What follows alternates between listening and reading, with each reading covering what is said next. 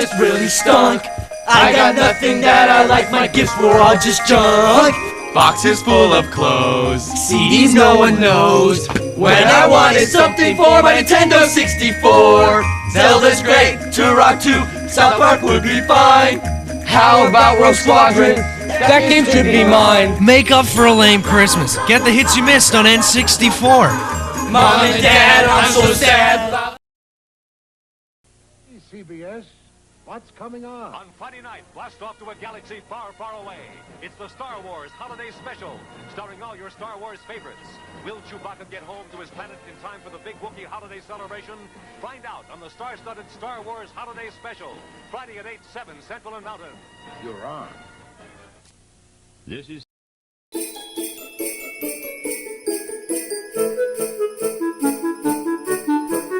Our wise little friend is getting festive. It's the all-new animated Holiday Yoda.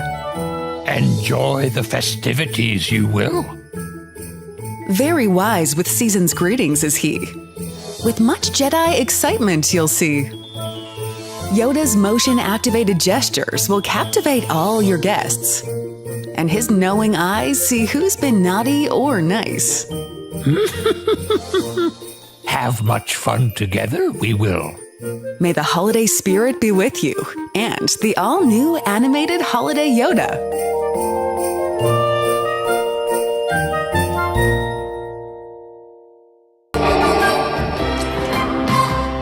Has anybody seen Kris Kringle? It's getting mighty close to Christmas Day. Get ready for Star Wars: The Complete Saga. It is useless to resist. Featuring the space premiere of The Clone Wars. Begins Thursday, December 24th. Part of the 12 Days of Spacemas.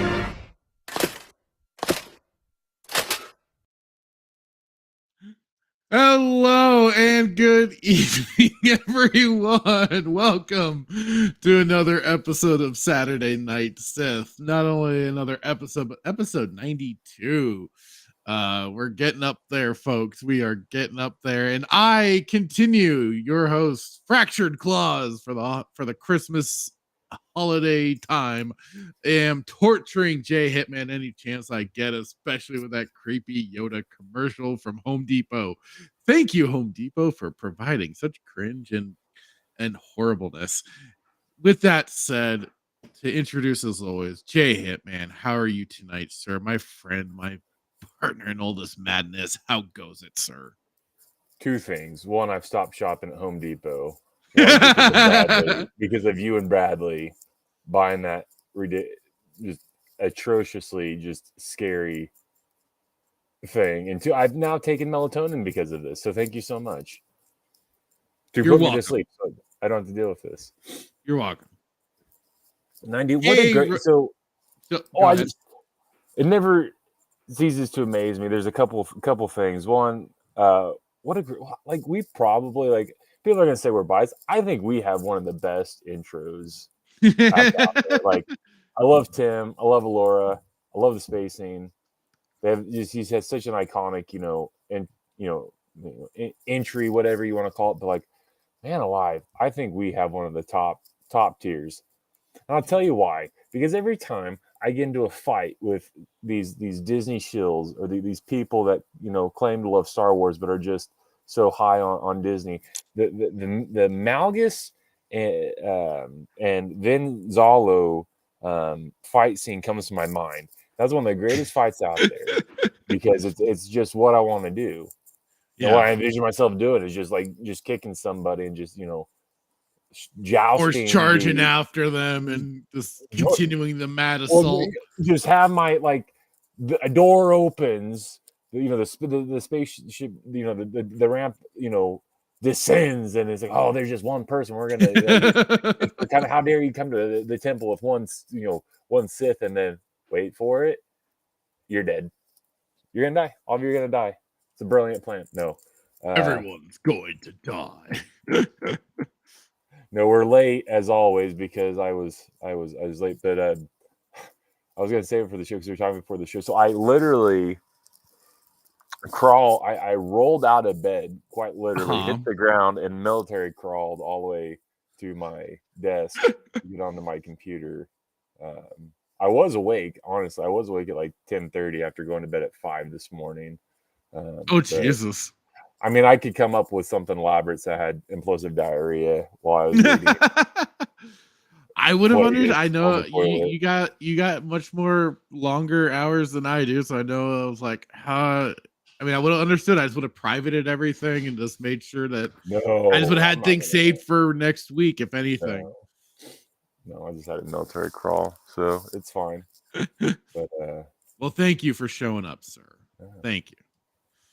I also want to thank Fracture really quick for never being there to come to my aid when I get into these arguments with I don't know what to say. You just happen to spark these conversations with people at work, and I just happen to not be there.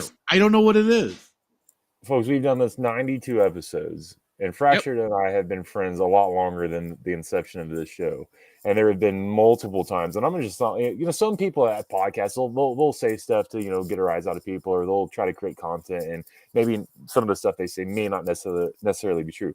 I am sitting here today and telling you that these situations that arise where I get into fights with people over, when I say fights leads you to believe that I'm actually punching people. I get into these battles with these people. Just these conversations. It just takes one little bit to hit for him to pop off too. Like I've been right there. I've been right there for some conversations. He just needs one moment to pop. and like if anybody, whatever state you live in, what province you live in, like so everybody, I think generally has an idea that state troopers just come out of the woodworks, right? They're always there when you don't want them. Right. And Fractured is kind of like a state trooper in the sense, like every time I need him, he's never there. Or he's very similar to his brother, and he's just somewhere in the rafters saying, "Good, do it." Once again, I got into this conversation at work with somebody who, the conversation was going good. He's like, I was playing John Williams' Revenge of the Sith, one of the greatest albums out there. I was playing a Battle of the Heroes. I was like, this is just heart wrenching. It was one of the most heart wrenching parts of the movie. And he's going in and say, love Star Wars and everything. Agreed that there's George Lucas canon and everything. And then we got on to the topic of Clone Wars. I was like, and I was telling Fracture before the show, I always butcher the beginning of the end, isn't it? I love Clone Wars. I was like, Tartakovsky? Is that I cannot? You just told me. Tartakovsky, yeah. I was like Tartakovsky's. Although I don't even know if I'm pronouncing it correctly. So, and he's like no, Filoni, and I just was like, stop, hold the phone. I was like, hold on, you just said that you love Star Wars. You just agreed that like about George Lucas and everything, and you like the Clone Wars. And he's like, yeah, it's fantastic. I was like, I think I said something like Filoni's Clone Wars. I think Baloney is what I call him. Baloney. And he's like, yeah. Baloney. This was the start of just the Malgus versus Vinzalo in this area. The fight in your head taking place. Oh yeah, and we got on to like how first we got into the Mandalorian, and sometimes like I'll have conversations with people. It's like you just use the Rhino approach to go, how the fuck do tracking fobs work? No, I didn't. You know what you know what point I used? I was like, tell me how a Mandalorian who's never worked a day on the Imperial staff get into an Imperial building with his face. No, that is probably one of the best. That is another good example of just like what the fuck. I can not concede. I can deal with the tracking fob thing, but when you are a orphan that's raised by whoever Mandalorians, and you go to an Imperial facility and have never spent a day interviewing with Imperial HR, take your helmet off. And especially to get information like what he was seeking. And here's and the kid was like, oh no, that's a really good point. Even though most people will say, well, they use freaking Moff Gideon was the one that put him into the system. I'm like, So, anyways, but like his so his adult face, you'd put him into the system, right? Yeah. And he wasn't with the help supposed of to know what he Cortana, looked like. with help of Master Chief's Cortana. Right. And then we jump to Ahsoka's the greatest character, and then how he really he loved good how they, lord. he said Thrawn was the best character in Ahsoka, and I was like, just play the clip Rhino has. He where it's like, God. We will send her on a path of her own choosing, and we will be steps ahead of her on somehow. Like what the and I felt so old because this kid, I mean, he's younger, and then we got on to like the Book of Boba, and I was like, I said that the best part about Book of Boba was the Power Ranger Vespas, and he apparently didn't know what a Power Ranger was. Oh, these kids! Wait, I'm like, there's still Power Ranger series going on today. How does what?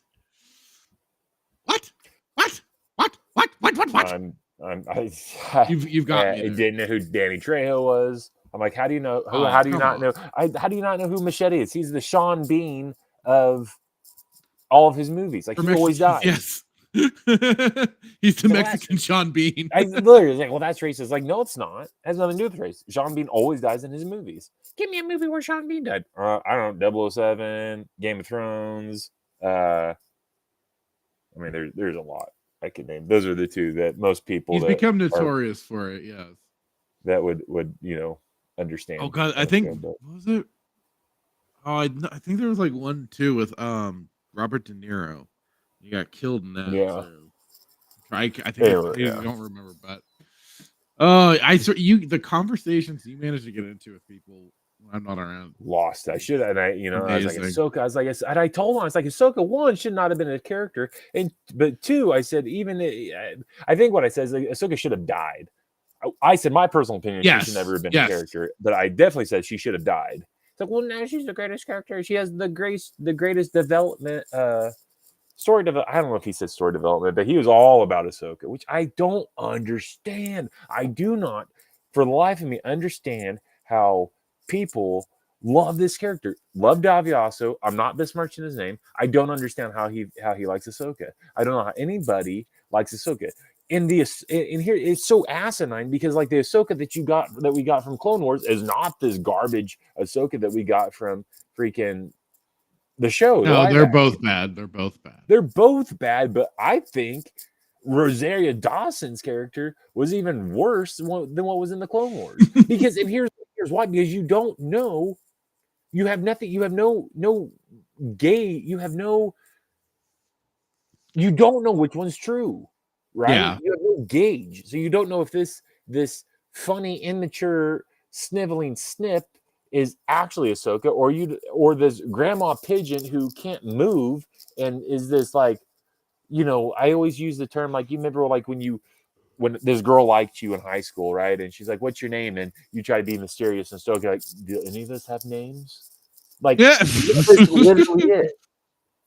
Using freaking kendo sticks on her ship to train, like, you don't know which one, like, who's the real Ahsoka. Give you an example, right? You read the Plagueis novel, or the Thrawn books, right? Look, we'll use Thrawn, right? Because you read Timothy Zahn's Thrawn in the books, and you watch this show. Well, you have something to compare the two to, right? I guess you could say, well, Jay, hey man, you could that argument doesn't stand because you can use the show and the live action. It's like, well, no, the book was actually canon. And then the argument they use, well, 2008 it came out, so George Lucas was still involved. I was like, okay, well, you can say that he was he sold in 2018, but there were 7 seasons after he sold Disney to where this character just developed. Season 7 was where they sold it, or that it came out after.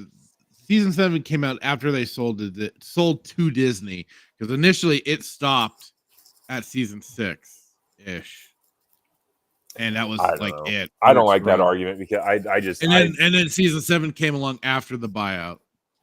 Because then they also changed up characters and stuff like that too.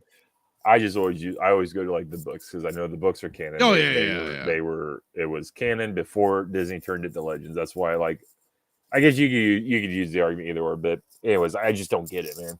I don't get it. And it's like, and these people, they're so they're so apt to defend this stuff. They are. That's what happens when you get into these conversations with them shills. Anyways, moral of the story is I really wish Fracture was there because this was just another example of like what I have to go through. But I got him, dude, and it was glorious. I was like the helmet moment. He's like, no, I agree with you. I was like, then what? Like, if you agree with me on that point, how many other points could I bring up to where you would agree with me? Like, if you agree, and that was one of the most egregious. Oh, there's sometimes only so much you can do though, because there's sometimes some people are just gonna be stuck in that mindset. I mean, that's I'm not saying stop. I'm just saying that sometimes there are certain battles you unfortunately can't win. A shill will be always a shill. But if I think you and I could agree that scene where he gets into the Imperial facility by taking off his helmet was egregious. Yeah. But yet you still want to defend it. So we go on for hours. Anyways, thank you, Red Hoodwinked. I don't know if you want to show the comment. He's true. He does not die in National Treasure. No, I think it was like a movie called Ronin or something like that with Sean Bean and Robert De Niro, I think. But let me go back a bit and get these comments. So Red Hoodwink started us off. Welcome, sir. Saying, how is Clone Wars a good Christmas present? Listen, I wanted extra commercials to run at the beginning before I tortured Hitman with the Home Depot one. So I just kind of grabbed it really quick. I saw that where it's like, oh, Clone Wars, part of the I'm with you, trust me. But I was like, well, it's got everything else going on for it. I don't have time to edit it, or else I would maybe edit it out. But I still thought it worked and it was good. Crimson Raptor, hello, saying Christmas Yoda is taller than the real Yoda. Oh my god! I thought he was gonna say he's taller than Bradley. Shit. And we got Imp Black Belt over on Twitch. Thank you for being over there. Trying to get that chat time up on there, and so we can maybe get that one activated. Saying, hey, my dude, hello. And also says, I'm just lurking, but hope you guys are having a good time. We always are. And thank you for lurking. Anybody that's lurking out there while watching and stuff like that. But hey, jump into the chat. Get involved. It's always a good time. Seems like a lot of people are leaving StreamYard. StreamYard has been really dropping the ball. Yeah. A lot of people are getting a little fed up with it. I don't blame them. Red Hoodwink said, I tend to restrain myself when I see a shill. It's just not worth it to me. It's like beating a dead horse. Sometimes it is. That's why I say you gotta pick your battles for sure. This is why Fracture and I were trying to figure out how to learn the force choke and throw a lightsaber from across the building. Yes, that would be great. And he says that whole facial recognition thing, I bet, was made so Pedro could have his 5 seconds of face fame. Yeah, I 100% agree with that. Most likely that's the case. Crimson Raptor saying Rosario's Ahsoka has no emotion. Might as well be wearing a Michael Myers mask. Might as well. And Static, how's it going? Saying, hail bitches, hail back at you, bitch. It's disrespectful to the Shatmeister, though. Oh, man. Oh, too funny. What was I going to say? Oh, I've coined the term, I'm going to bane them. I don't know why. Oh, yeah. I will bane you. I think Fracture before the show is like, I will end you. Yeah. I will destroy you. Red Hoodwink says, like, keep the voice talking about Clone Wars, but replace the footage. Oh, that's a good idea. I'll keep that in mind. And over on Twitch, we got Vanessa Marvin. Hello. Saying hey, and hello back at you. Hello there. Welcome to the chat. Okay. You've opened up so many just so many just wounds because wounds. What? Yeah, man, all the different Nintendo 64 games, and half Oh these kids don't yeah. even know what a 64 is. Nintendo, one, they don't know what a 64 is, and two, they don't know how to hold the controller. That was an art form. Like, is that the bottom of a pitchfork? That looks like King Trident's trident. It was an interesting, yes. Did make for a good weapon though. I don't know if you ever hit your brother with it, but no. Oh, okay. No, just used it as a controller. I didn't think to ever use it as a weapon. Those things cost money, man. What's wrong with you? I did. It doesn't surprise me. Throw it on my TV. No, that was like the Wii when that came out. Then you started chucking controllers at the damn TV. No, those are just nunchucks. Wow, Red Hoodwinked. N64 was his first console. Not a bad one to start out on.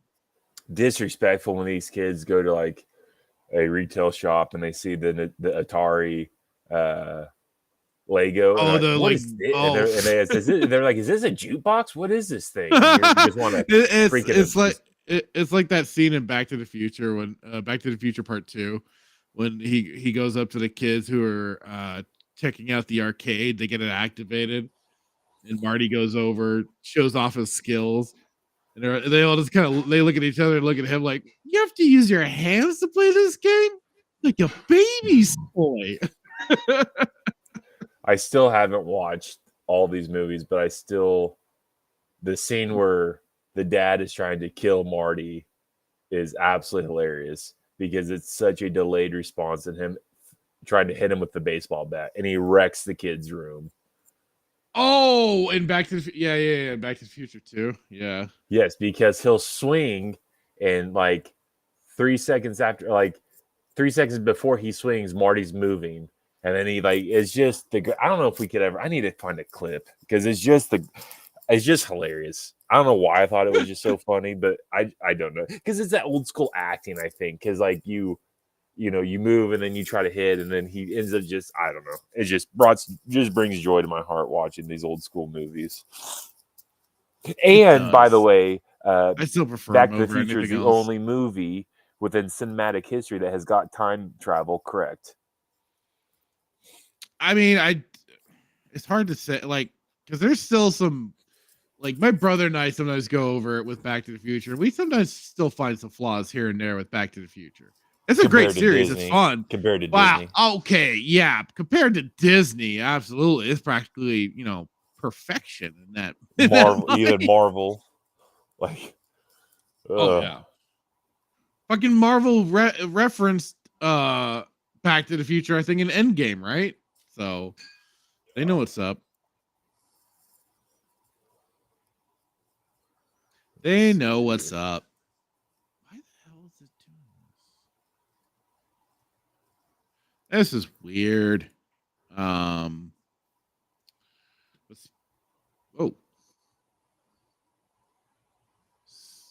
Shall we start getting into some of the topics and articles that I have ready, sir? Yeah. Darth Thunder on Twitter is just asinine. He's like, The Last Jedi absolutely was a stunning looking film that has some of the best cinematography in Star Wars franchise. Go suck a fart. No, it doesn't. I agree. Go suck a fart. Oh my god. Okay. This kid really quick. I'm sorry. This kid said who was that? The Holo maneuver. Who was the from was it Last Jedi or Rise of Skywalker, Palpatine? The Holdo maneuver where she goes like that was Last Jedi. Was it Last Jedi? This guy, I think he referenced that was the great like genius, and I was like, have you never heard of Thrawn and the Mark Sable maneuver? The real Thrawn. Continue. Red Hoodwink says his N64 still works to this day, dude. Those things that I think mine does still too. I gotta check. Crimson Raptor. I don't know who Hitman is to me, but he looks like a slacker. Sometimes slacker. Forkin, how's it going? Saying yo. What's up? Hey, yo. Welcome, buddy. Emperor Doomsday in the chat saying hello there. Back at you. All right.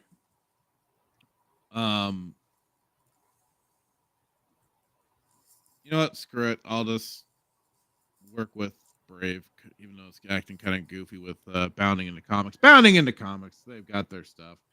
Okay. Share screen. And on the topic of Star Wars and everything, our once favorite favorite actor, but voice actor and stuff like that. He has his moments of being a bit Looney Tunes. This is Mark Hamill. That is. Wow. All I had to say was big Looney Tunes. And I didn't even read. I didn't even see the topic of the show today because I was currently trying to get out of bed. But we've got Mark Hamill, who Mark Hamill pushes anti-gun rhetoric following University of Nevada shooting. Quote, ban assault weapons now. Mark, good Lord, boy. He just can't help himself. But yeah. So Star Wars actor Mark Hamill has used his influence to push for a ban on assault weapons following the recent shooting in the University of Nevada, Las Vegas. A tragedy that left 3 professors dead and 1 faculty member injured on Wednesday last week. And this was posted December 12th. So okay, we're kind of in the time frame. The infamously woke actor made these comments in a video shared by the Newton Action Alliance Gun Control Group as part of the 11th annual National Vigil for all victims of gun violence, wherein Hamill offered his condolences to the families of those who were killed in Nevada and further pushed his anti-gun rhetoric. Oh boy. Quote, hello everyone, I'm Mark Hamill, the actor prefaced. I'm sorry I can't be with you in person to share this message, but I wanted to express my deepest condolences for your losses due to the tragedy of gun violence in America. We're certainly starting things out heavy tonight. Hamill continued, we are the greatest country in the world, but we also have the greatest gun problem. No, we have the best gun in the world because everybody can own one. That's the best part of it. That's why we don't get messed with. No other nation comes close. The Star Wars actor would then proceed to lay out some questionable statistics. All statistics are shoddy. You can use numbers to tell any kind of story you want. Nearly 50,000 Americans die from gun violence every year, and my dog agrees. Ludicrous, this man. And guns have become the #1 killer of children and teens, Hamill said. Stumbling as he read from his script, the actor continued, we need to end this public health crisis now. Public health crisis? Why not focus on mental illness? I think that would be the bigger topic to go after than people's right to, protect themselves. But hey, what can I say? Ban assault weapons now. Enact universal background checks. We have all of that. Pass red flag laws now. Trump did all that.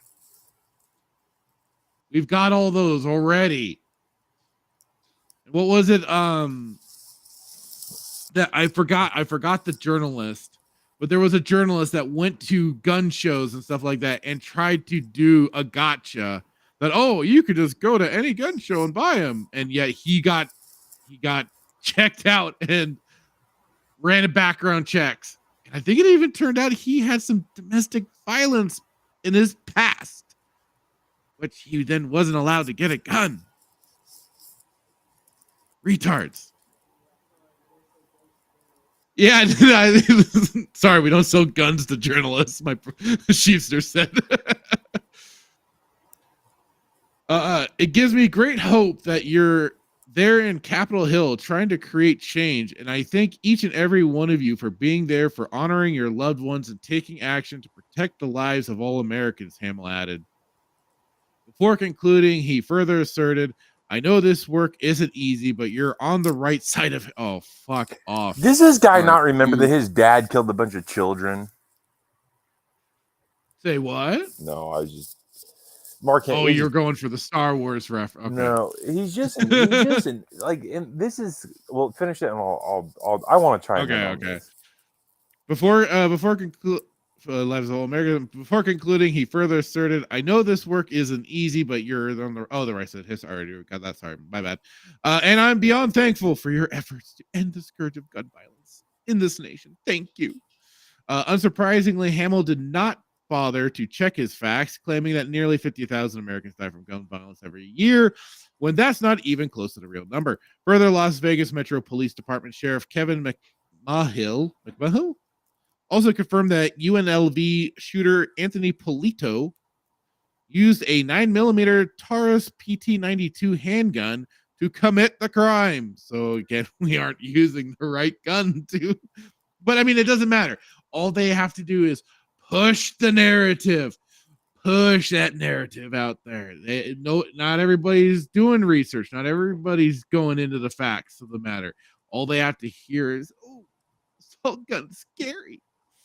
According to the CDC's mortality data via Pew Research in 2021, the most recent year with complete data available, a total of 48,830 people died from gun-related injuries in America.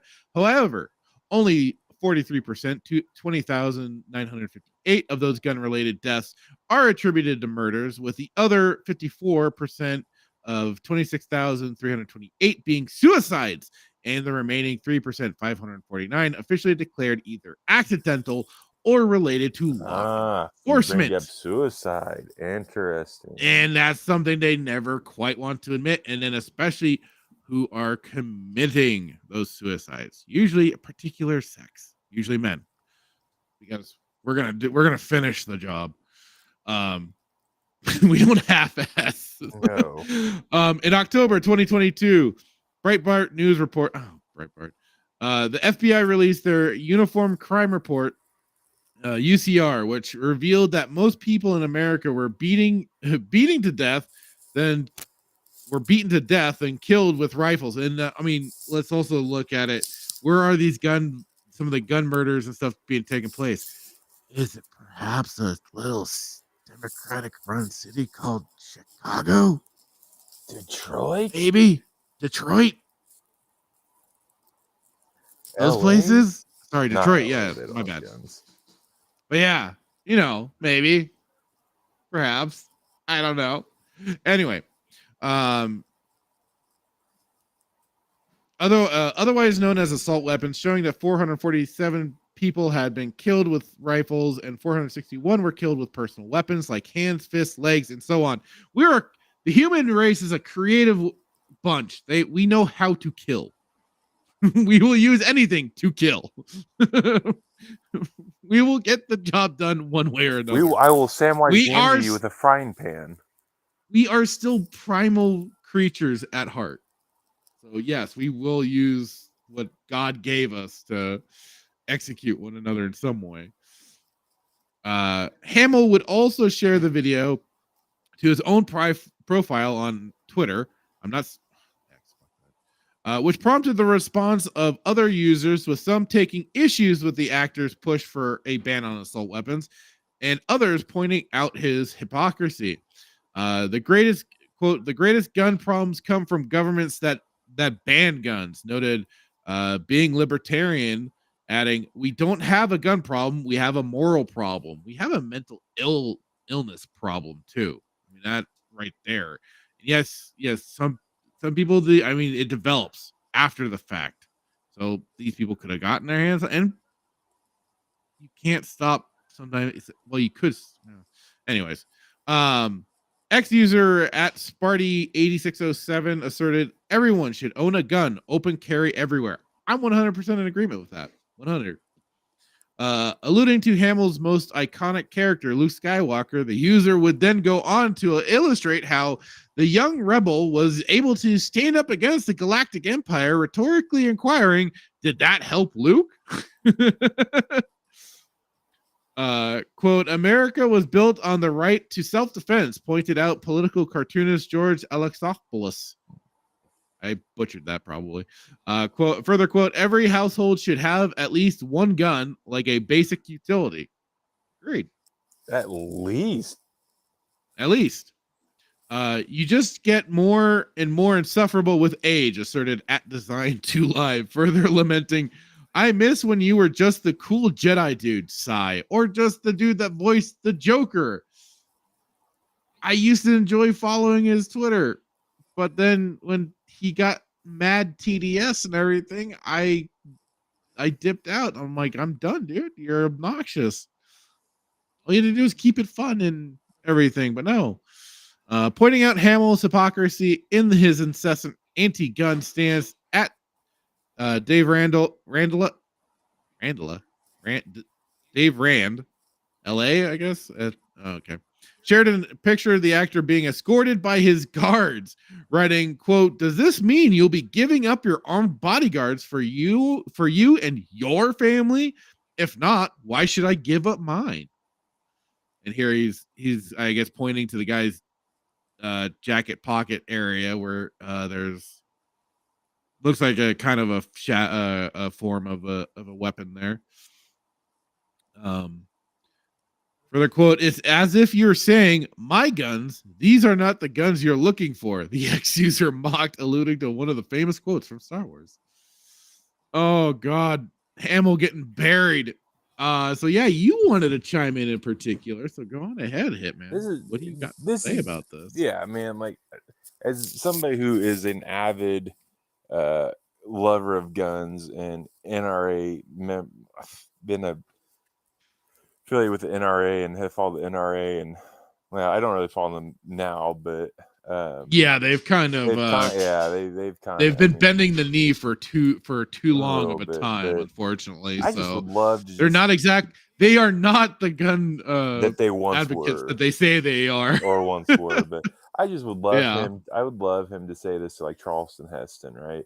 Here's the thing, man, and this is what happens. They take a topic as like gun violence, and then they pump out all these statistics, but then they don't tell you where they get the statistics, or they don't tell you, right? You know, when it's just they don't cite their sources, as it were. Absolutely not. This is classic. This is the classic left, right? They'll sit there and they'll tell you like, oh, you know, all these 400,000 Americans died from gun violence last year, when 320 of them were suicides, right? And the other 100,000 were done by, or 3/4 of them were done by, and this is not like racist, but I'm saying, a portion of this were done by, Hispanics, and then another percent were done by whites, and then another percent were done by, blacks, and then and it's just they don't, like, they use all these just it's frustrating, because it's like, just tell the truth. If you're going to take a stance, if you want to sit here and say that we have a gun violence issue, and you're going to come out with all these statistics, then cite your sources. But they won't, because they make them up. It's the same thing with COVID, right? But like COVID, I'm not going to sit here and say that people didn't die from COVID. Like, fine, whatever. But they inflated all these numbers, and they used everybody. Like they used, and this is the thing that, like, and I'm not going to go on a tangent here, but like, this is actual stuff that like I researched and I had heard that like people that died of a heart attack but had COVID before, they count that death as COVID, right? They didn't count that as like. There was a lot of fudging of statistics that only started coming out well after and the fact. Half these clowns that promote gun violence have bodyguards themselves, and it's just stupid. It's like, guns are not the issue. You don't sit there, and this is the thing that pisses me off the most, because nobody will say we need to stop car violence because all these people are dying from DUIs. We need to ban cars. 400,000 people. Well, that's always like that's always the flip on it, right? It's like, okay, so this is what they want to do, and I love Rhino. I don't know what Rhino's stance is, but they want to turn America into Australia. This is why Australia, when COVID hit and they turned that country into when they enacted martial law, nobody could fight. It got crazy. And there's a interview with I cannot. He's a singer. He's a huge NRA guy. Ted. I can't remember his name, but he had an interview with. You know what I'm talking about? Super pro gun, country singer. Yeah, it's on the tip of my tongue, and I'm just not pro Trump. He had an interview with. He went to Australia, and he had this interview with one of the reporters, and was like, "This is wrong. This is why your country has failed, because you know who I'm talking about." It. Yeah, I do, and I'm trying to, for the life of me, I can't. And here's another thing, and you might think everything I'm saying is subjective. Go watch the interview with Ben Shapiro and Piers Morgan about gun violence. He, as in Ben Shapiro, eviscerated Morgan on this issue because Shapiro brought actual facts to the table, cited facts and data.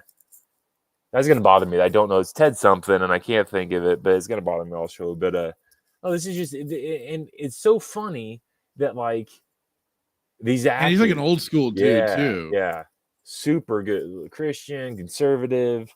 Has had his issues. He even has like his own. Yeah, I think he even has like his own farm and stuff. Yeah, I think he has his own coffee.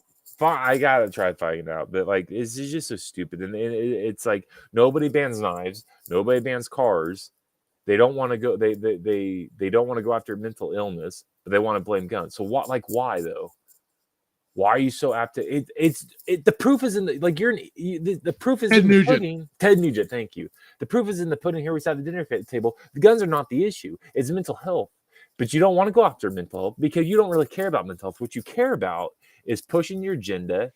And, go look at, like, I'm not a conspiracy theorist, but go look at Agenda 31. I think it used to be Agenda 23 or Agenda 21. But look, they want to kill, they want to take out 3/4 of the population so the others is controllable. This isn't a conspiracy theory. Go out and research it. And how do you do that? America is the one country that has been the one this has been the most successful experiment. What I mean by that is this country was an experiment and has been around this long because of one, what this country was built on. We are more Sodom and Gomorrah than anything now, but like we don't give up and we will fight and we will fight for our freedom. We're not going to give that up. We're the only country that really has that freedom. And guns will not go away. And the day that they do go away or they try to go away, there will be a war. And I personally think they want that. But here's the thing. You know what the interesting fact about this is? We have more guns than the government. And that's why also we have not, like, we have problems. Why do you think they're trying to turn why do you think they're trying to turn these kids into just women? And what I mean by that is not only like actual women, they want to give them the freedom and tell them that it's okay, but they're demasculizing men. Why? Because I'm not I'm not trying to be mean in any way by me doing this, but I feel like I need my tinfoil hat on right now. Do it. No, man. Like I'm just the point I'm trying to make is there's this demasculization of men, right? No, I do agree. I've talked about I've brought this up on even on Static's weekend pregame of the manipulation through media, through mass media and stuff like that. There's effects that it is having on people and the different sort of things that they are trying to push. Because if you demasculize a man, put your helmet on. Man. Oh yeah, I got my tinfoil hat on right now. I love the term, and I don't know. I need to send you some stuff on Steve Dace. Steve Dace is the guy that I tend to follow, listen to his podcast on the Blaze. He's a conservative Christian and political analyst, but he always takes a biblical into everything. But he uses a term called "spirit of the age," and you can look it up. I'll send it to you. But that's truly what it is, and it is basically. I can read it. But... It's like it comes down to just the idea of just like opening your eyes, watching what's going on out there, and just follow pattern. They don't have pattern. Just follow pattern recognition for one. Just you could see the coincidences happening around you and I, for sure. But why do you? And think, it's just a matter of just kind of staying and just. There's a lot of things that people don't want to see, but they need to start seeing it. And we're getting heavy here. No, I know, but and I don't mean to, but this article. No, it's just funny. This is certainly it's a topic that why do you think they're doing it? Because real men like you and I that grew up probably in the same. Well, we definitely grew up in the same era. We probably damn near the same year. But yeah, like we're just a little bit apart in age. You and I are men. Like there's things that we probably struggle with, but from like we have that old school fundamental moral, like we know we stand our ground and we speak our mind for the most part. And I think that also is our benefit of having parents of maybe a certain generation for sure too, and right? also just had experienced certain things that they acknowledge that they themselves grew up, saw, and tried to impart on us to be wary of certain things. We're blessed to grow up in the nuclear family, but when you destroy the nuclear family, well, when you remove unfortunately, but I get generally speaking in the era, like I don't know. You know, there was still the some of it was still there, right? But not for me, unfortunately. Although my mom, like I've said this before on some streams, my mom tried. Lord knows she tried. Here's the thing, but unfortunately, did not work out that well. Without knowing what I know, people could look at you and have interactions with you and wouldn't question that, right? So I mean that wholeheartedly, right? But I think that I'm just being overly honest. Sure. That's all. I think the problem with this is men are not men today. Kids are not kids are not being raised to be men. No, it's another thing of basically a lot of us. I watched this video. I made it to use it to use a show's name that was apt for it. We are all in basically a state of arrested development. We are not progressing to a certain stage in life. We are staying children maybe for too long. I don't know if this was this. I don't do some. Yeah, I don't do TikTok. It was an Instagram video. I don't know if it was done as a joke, but this teenager, he was a male, was speaking kind of like a girl, but anyways, neither here nor there. But he had asked a question. He was talking about like. There was this it was when the government was talking about like implementing the draft again, and he was like, I'm absolutely not doing that. Like, did you watch shit this? I think we watched that on weekend pregame. Okay. Static grabbed some of those. We're like, he's what eating celery the hell? With peanut butter. He's like, I think we should just tuck our problems out and blah blah blah blah. And whether this is true or not, but this is the spirit of the age. This is the culture that we are unfortunately are in now.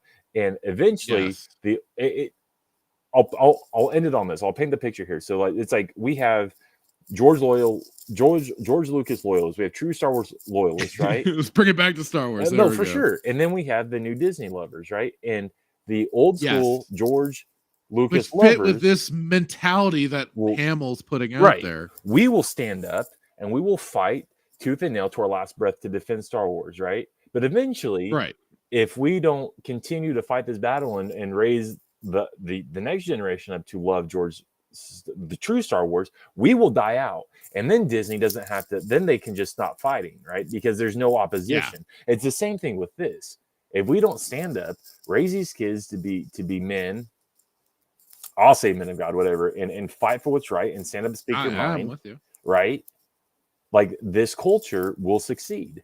And this is the problem. It is not a gun problem. It is not a knife problem. It is not it is an alcohol problem. No, it's like the bumper stickers would say, "Guns don't kill people. I kill people." Right. Or, like I've talked about this too. It's the removal of responsibility on the individual. Nobody has different than abortion. Nobody has their own right. Nobody is taking their own personal responsibility for their actions or anything like that. Everybody wants to blame it on the next thing, whether it's society, whether it's your own parents.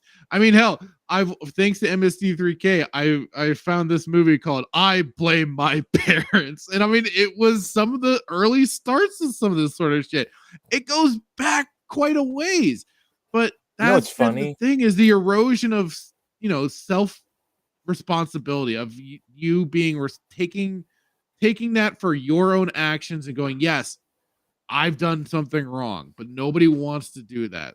They all want to blame something else, some exterior thing that, actually had no influence, but they want to blame it. Did you ever read Alan Moore's V for Vendetta?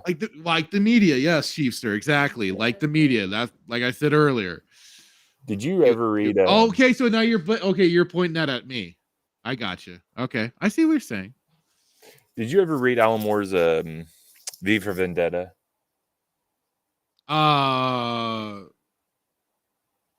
I've seen the movie. You've seen the movie. I haven't okay, watched. So brilliant. Okay, so, I haven't read it. Bro, that's all I can work with that. So that in V for Vendetta, the movie, this guy, he runs. He's a conservative. He runs for office. There's turmoil and everything, and he gets elected into office. But then it becomes a totalitarian state, right? They remove guns, they remove everything, but the government still has guns. So if you think guns are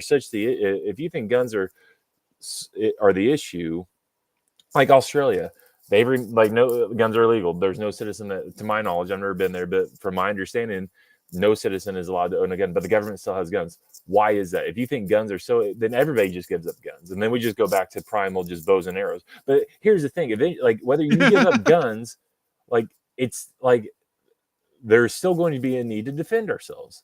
Why don't you think bombs are? Why is it just guns? Ask the question. Don't for not you, but just don't be an idiot for a second of your life. Look at this at the core. If whatever you're talking about is the issue, then just remove it. Why wouldn't you remove it? Why would you not remove knives? Why would you not remove cars? Why would you not remove nukes? Why would you not remove any type of any type of instrument that can be used to kill? Anything can be used to kill. A knife can be used to kill. I'm sorry, a pen can be used to kill. An axe can be used to kill. If you're going to go to that extreme, but here's the thing: have eyes to see and ears to hear. It's not a gun issue. This is not they're trying to unarm this country like Australia so they can so there's no opposition. Because if there's no opposition, you can do whatever you want.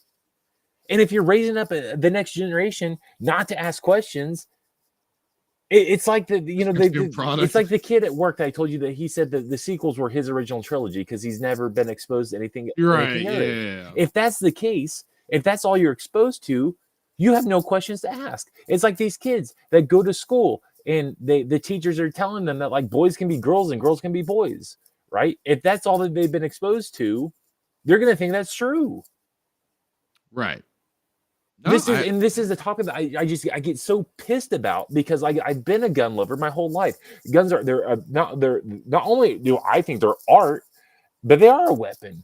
But they're not. But they are a weapon. They're a tool. They're a tool for self-defense to help protect an individual because you're not going to come into my house. The intention. You're not going to come into my house and strong arm me and try to hurt my family and think that I'm just going to just let you do it. Sorry, right. That's not the case.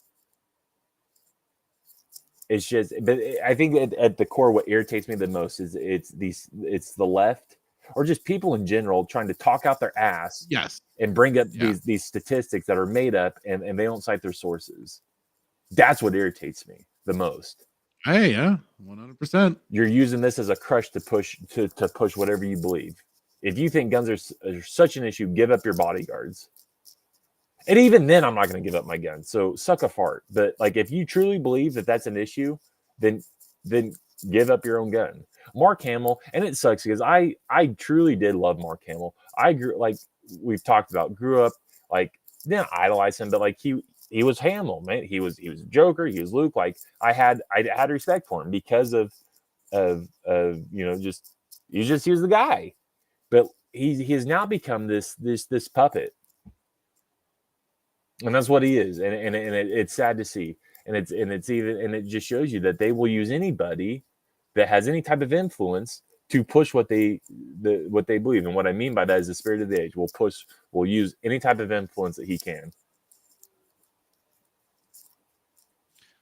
Yep. No, and they got these certain mouthpieces for sure that are happy to do it, happy to oblige, and happy to push it. Pick somebody else who hasn't dug his own grave, because he dug his I forget obviously all the shows are saved, but we were talking about Mark Hamill where he boobed he put his foot in his mouth over what was it? It was over it was another situation where he put his foot in his mouth. And this just tends to be just Mark Hamill. You're just putting your foot in your mouth and you sound stupid doing it. Done. I concede. I'm over it. Stupid. Don't give up your gun. Don't believe what they're saying. Like this Greta, the Greta, whatever her name is, this 13-year-old that knows everything about weather and the environment. Shut up, Thunberg. You tell me you're 13 years old and you know everything there is to know about the climate and weather. Like, shut up. You're just a mouthpiece used by the government. Let me just tackle some of these. Well, hang on. I'm trying to do something too, because here we go. So we got somebody joining us. Let me play something appropriate for his intro. Name of the Galactic Senate of the Republic, you're under arrest, Chancellor. Are you threatening me, Master Jedi? The Senate will decide your fate. I am the Senate. Not yet. Got Chiefster joining in with us. Oh, he's got no picture though. I put a picture, I swear. I don't know if it goes on my side. Turn off, disable the camera. It's not enabled though. Oh, I don't know. Weird. Well, like I said, I'll have to get you set up like Hitman and I. So did you want to weigh in on this a little bit? Because I know you were trying to say stuff to me on the side. Oh, honestly, just hearing Hitman say guns are art, I wanted to join in and say that's perfect. Guns are art. Say what? You can't do anything now. Guns are art, man. Yeah. They're a piece of art. You can't say anything about them now. Yeah. This is how they pushed all sorts of stuff by saying, it's art. So, hey, guns are art now. That's what I say. Sleek, beautiful, aesthetic. Yeah. It's art and it's a paperweight. That too. Functional. We're here to take your weapon from your house. I don't have a weapon. You don't have a gun? No, I have a paperweight. It's a piece. Good fashion accessory. Yeah. Oh, you don't even say you have a gun. Well, you have a paperweight. It's not their business what you weigh down your paper with. This is true. I'd say guns frightening me. Oh my goodness, don't go to the next house. He's got 14 of them. Static's happy. No, and I get so fired up, man, and it's just so irritating. And like I said, there's a lot of times throughout the show that like I try to, we try and make good content for people, but this is an issue that like when you start talking about guns and it's just dumb, man. It's so stupid because you're just talking out your ear, and it just comes down to you pushing your agenda, but you won't. You're using the fact that guns are the issue, but you won't go after mental health. You'll go after background checks, but you won't go after sending these people to get help. Well, yeah. Then they have to address what in society is making people like truly. They won't address it. The issue is the culture. And what these very people that are the ones that are saying that guns are the violence are the very ones that have helped create the issue, the mental health issue. They are the ones that are confusing the kids, right? You're the ones that are sitting there saying that boys can be girls and girls can be boys, and if a boy is born a boy, he can have his ding dong removed and planted with a hoo-ha and can be fine. I was going to say, let's examine the schools, right? That's where it's probably breeding. Absolutely, but who's funding these schools? Mm-hmm. Who's funding them? Good question, sir. Who's teaching in them? Who's funding them? Yeah, who's teaching? Who's mainly in these places? Let me give you an example. My brother lives in California, right? And there was a law that was passed by Newsom. Okay, so the school board denied. They said we will not teach the rainbow curriculum, the LGBT. We will not do it, and it passed. The school board passed that because where he lives in that city is a very Christian conservative city. And Newsom got wind of it, and Newsom came back. This is not a made up story. Newsom came back and said, "You will I said, "Hi, I'm Gavin Newsom. You will teach this curriculum, and if you don't, I'm going to charge you $10 million a year." Right?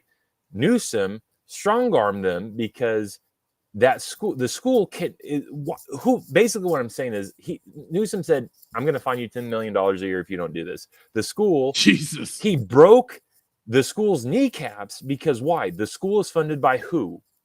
The government.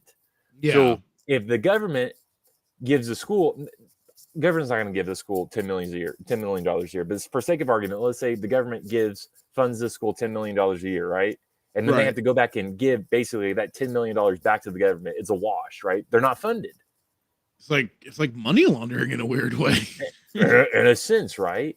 So you ask all these questions, like you want to talk about all these issues, like who's in charge, who's running it, who's behind it. Ask the question, you shall. Look at any issue in this country or any country. Yeah, who's at the root of it? Well, why do people? Yeah, go ahead. Sorry, it's like when you're talking about the what's his name, Mark Hamill. You know, and he's going off on this gun stuff, and you know, it's basically not based in any reality or truth. All the statistics basically prove it wrong. You know, there's all sorts of problems that are obviously way more, you know, important and horrible and whatnot, and yet, you know, it's the emotional aspect that they drive to make their point and drive there. Exactly. Right. No, 100%. Asking questions is dangerous. Very dangerous. There's so many movies out there where like the movie is like where it's like, okay, so V for Vendetta, the movie where the newscast the guy that runs the news station, right? In his basement, he has all this art that is banned, right? And he says, you know, he wanted to date Evie or take Evie on a date, so the government didn't know that he was actually attracted to the opposite sex. And then they caught wind of it, right? And then what did they do? Creedy black bagged his ass and took him away, right? Mm-hmm. So it's the same concept. You start asking questions, and then you go against the grain, and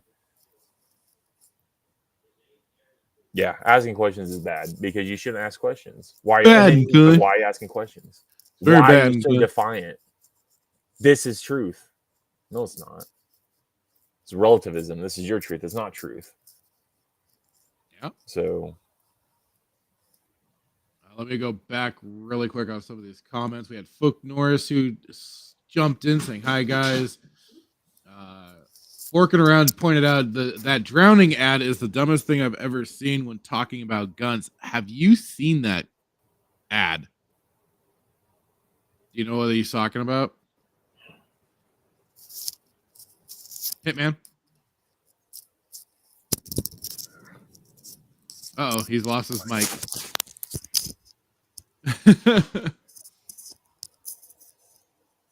I'll get him when he's back on. Crimson Raptor says, "I hope someone shows his granddaughter that he never wanted her to be born." Dude, that is some messed up stuff too. Like everything that he was through his family and stuff, trying to pressure that girl to abort his granddaughter, basically is like, what the fuck, dude? Not exactly the he's definitely not the character that he played in those movies, right? But I mean, hey, he's just an actor. He's just paid to do a role. Everyone can own one, but not everyone should own one. You know, that's truth. Yeah, like journalists, they should own guns. Journalists should not own guns. Anybody can have a baby. Not everybody should have a baby. Very true. Static says Hamill just tweeted out that cringy gun control thoughts and prayers video. So have you seen that video, Hitman, at all? No. Am I gonna want to launch myself out my window? Probably. Give me a moment. I was gonna say, just hearing the title makes me want to destroy something. Crimson Raptor, demasculization was going on in the Senate hearing room. I'm not going near that video. Let's just say a guy was making backdoor entry on another guy in a Senate hearing room. Yeah. Crimson Raptor still waiting for my gun to get up and move on its own. It just sits there in the same spot day after day. It needs to get up and get a jab. Well, then we'll be going, it's the jab. Red Hoodwink, because you're easier to control without a ranged weapon. They want you at arm's length. Just like celebrities crying over climate change while flying on private jets and using a ton of electricity to light up their stages. Look at you, Taylor Swift. Oh no. Or buying beachfront property. Or buying beachfront property, exactly. How dare you? How dare you hit me? How dare you? Static was static. Emperor Doomsday says there was a tragic boating accident and weapons didn't survive, officer, I swear. Red Hoodwinked, a paperweight that goes off every now and then. Hey, no. And that's bullying and abuse of power. That's to the Gavin Newsom stuff. Okay, so yeah, I saw this. This is some cringy ass shit. Get prepared, boys. I'm muting now.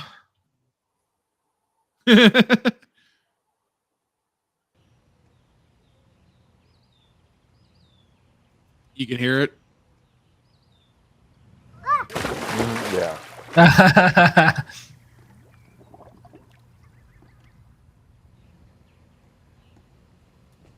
Yeah, this is.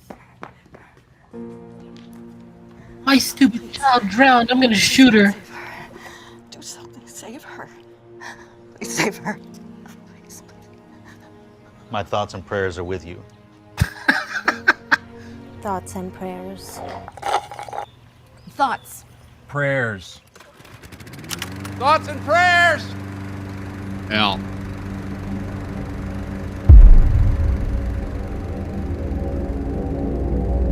That is a total lie.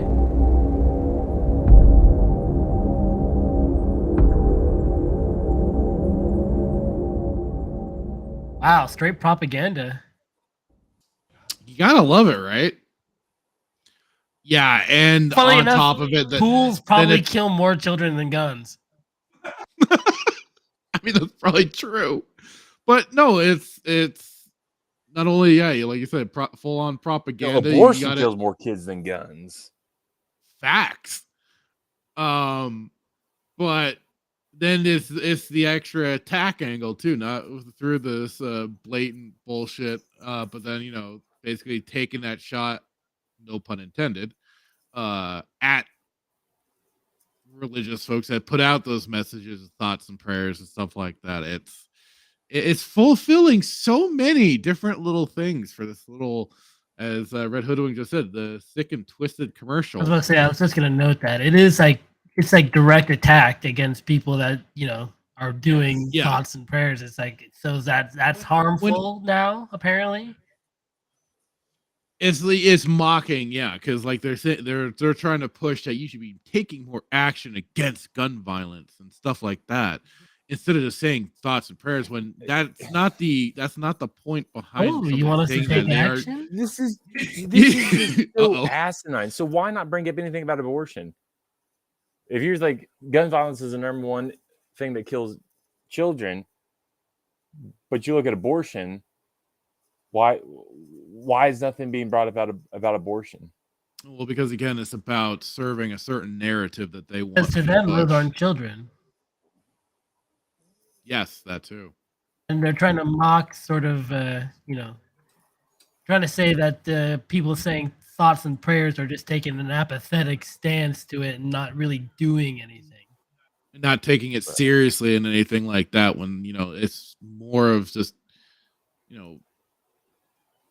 when a tragic event like that happens, it's a way of also for people kind of coming together and just trying to give some positivity in a way, you Which know? is funny Anybody because the true story about this, the little kid drowning in the pool, is the mother finding the kid drowned and people offering their thoughts and prayers, not like her going, I gotta sit down and think about thoughts and prayers, because obviously she had jumped straight in.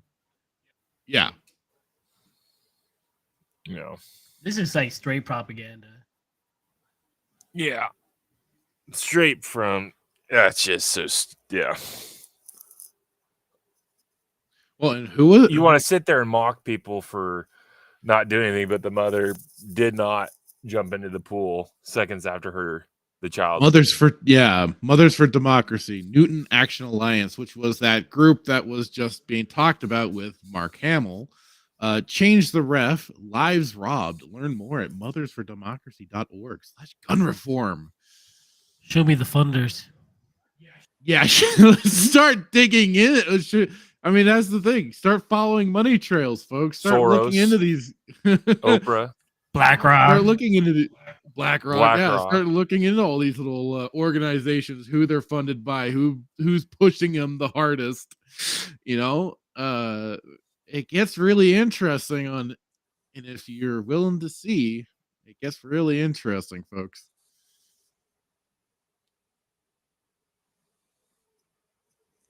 Static says exactly, Sheev. Yeah. And hail back at you, Star Wars Marvel Purist. How's it going, man? Yeah, it's a, like already Red Hoodwink said, it's a very vile, disgusting little ad that they decided to put out to push this. And I mean, they want to mock people that are saying thoughts and prayers. Well, here you are using effectively, as been pointing out by other people, you are using deaths of other people to push your propagandist narratives. You are immediately stepping on a tragic event to go guns bad instead of thoughts and prayers are we're here for you if you need help. I mean, that's effective.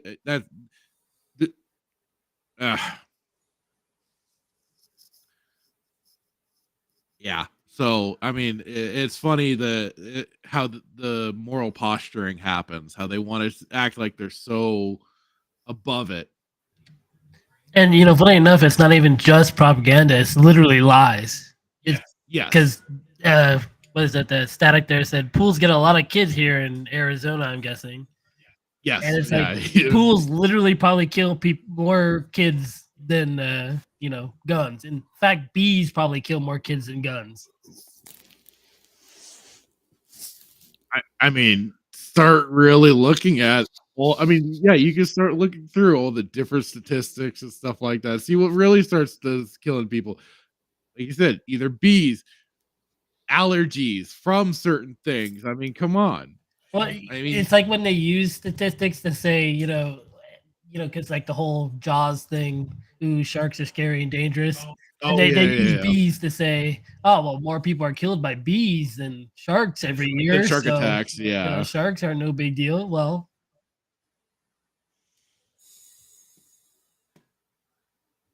kids are probably in more danger from their teachers than guns. At this point, yeah. I mean, Jesus Christ, the more stories you are hearing about these freaking... And not just from being killed by them. Oh. Ooh. Careful with that one. Yes, we need more pool control. That's probably true. Oh my God. So yeah, that's that. I saw that. I was just like, you've got to be shitting me. Really? We're doing this? Okay. Not unsurprising, just like Jesus Christ. How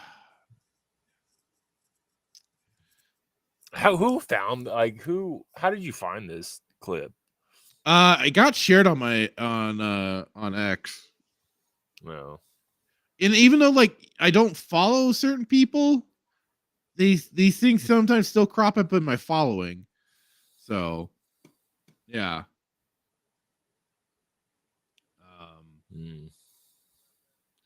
Yeah, Sadek said,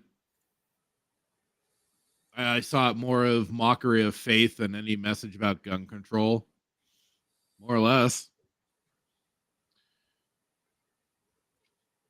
Red Hoodwink said, not a true mother. Should have Navy SEALs into that pool to save the child. Oh, no. Yeah, that's the problem. Like, even Sheefster was saying, they don't see the whole thing of abortion as real children until a certain point. Those people should go watch the movie Unplanned then, because they'll see that as right-wing propaganda. For sure. They'll dismiss it as go such. Go watch Michael Knowles debate this.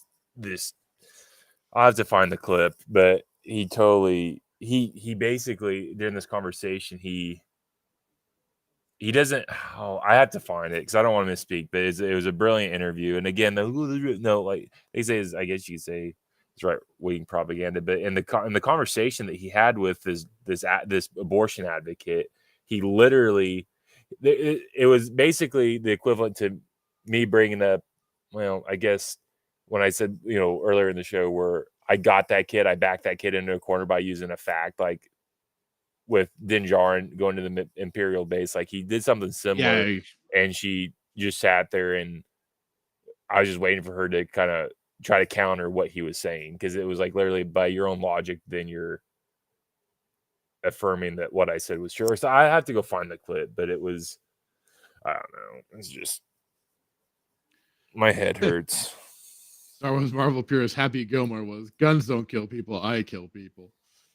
Static said, I think Brad shared it. I just checked our the DM group. It was Shaka Zulu shared it in the chat last night. That's where I saw it. But yeah, I don't. Red Hoodwink says the commercial upsets me greatly. It's as we're ramping up more and more towards the political season too. It's only gonna increase and get worse. It's unfortunate, but that's the nature of this beast that we are all a part of in some funny way. But yeah. Right?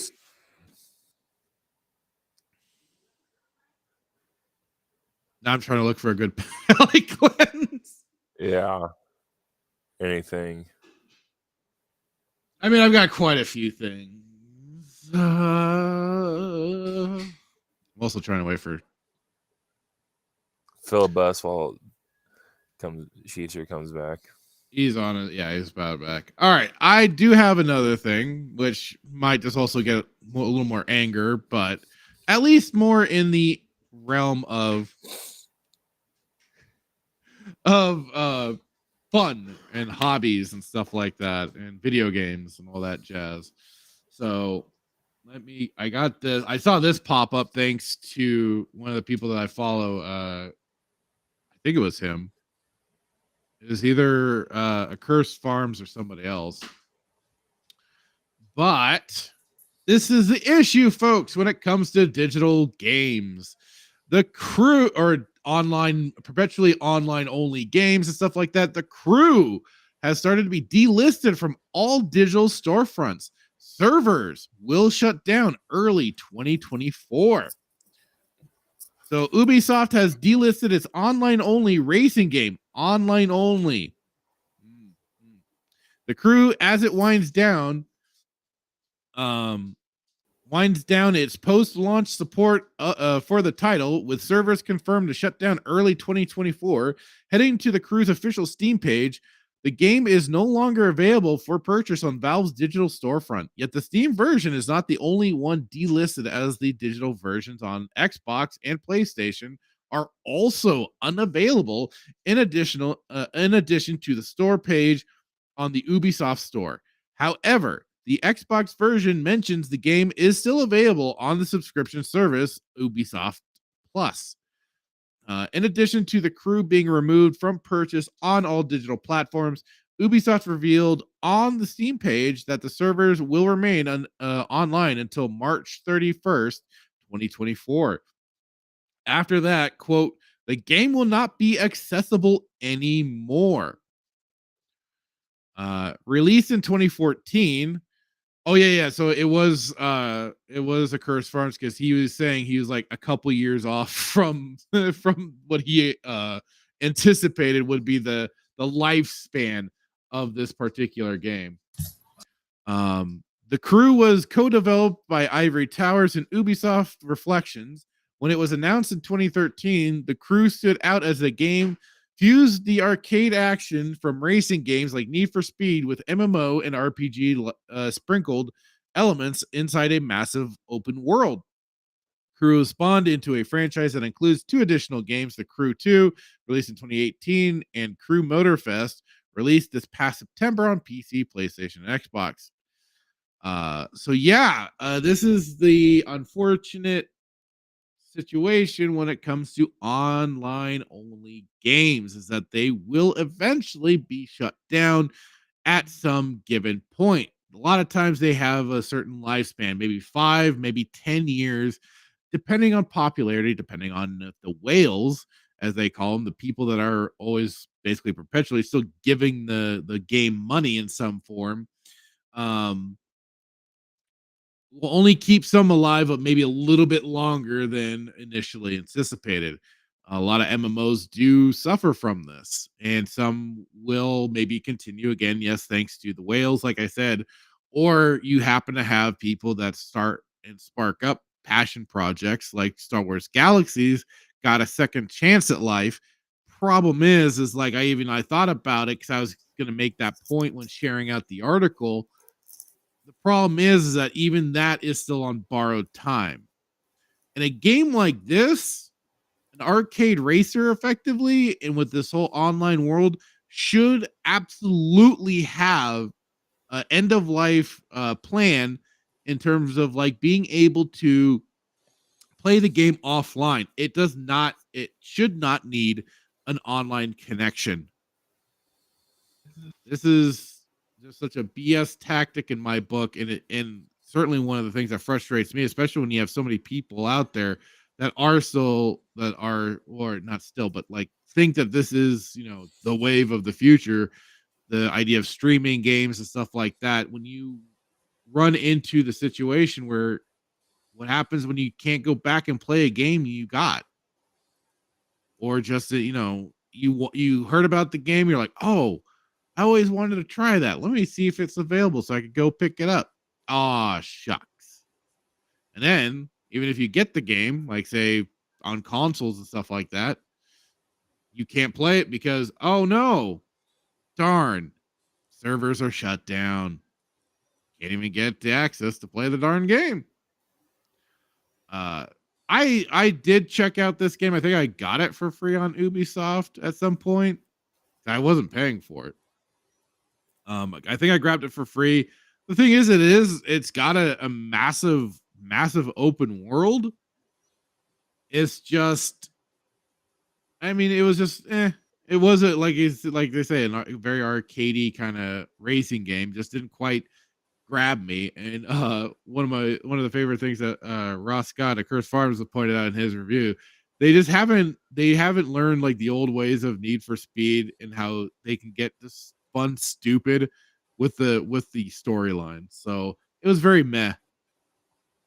And this is just one problem of many of dead games, of games being killed off, either some too early or some just to the point, like I say, you can't play them anymore.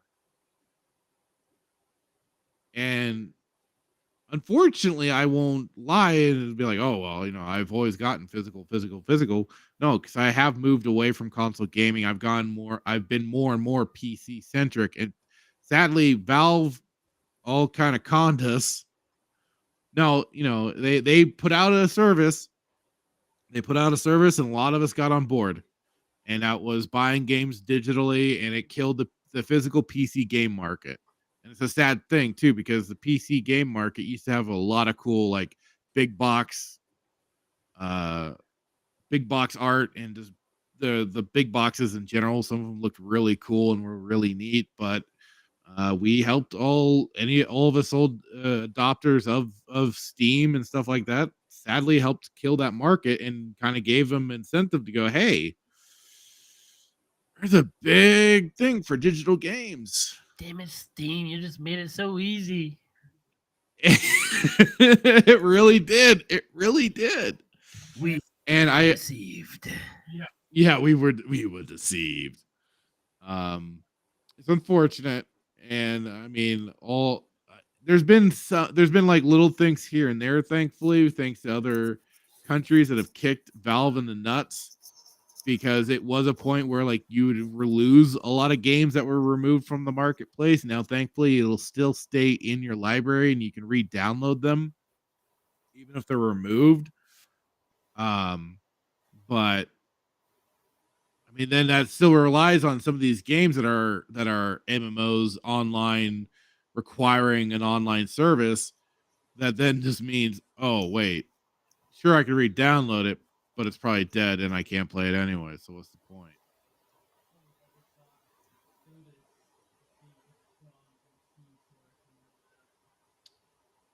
Were you meant to be saying on the mic or no? You didn't. You weren't. Sorry, I was looking at Steam. So apparently, me pressing the button didn't work. Godus is apparently withdrawn from the store now. If you remember that one or not.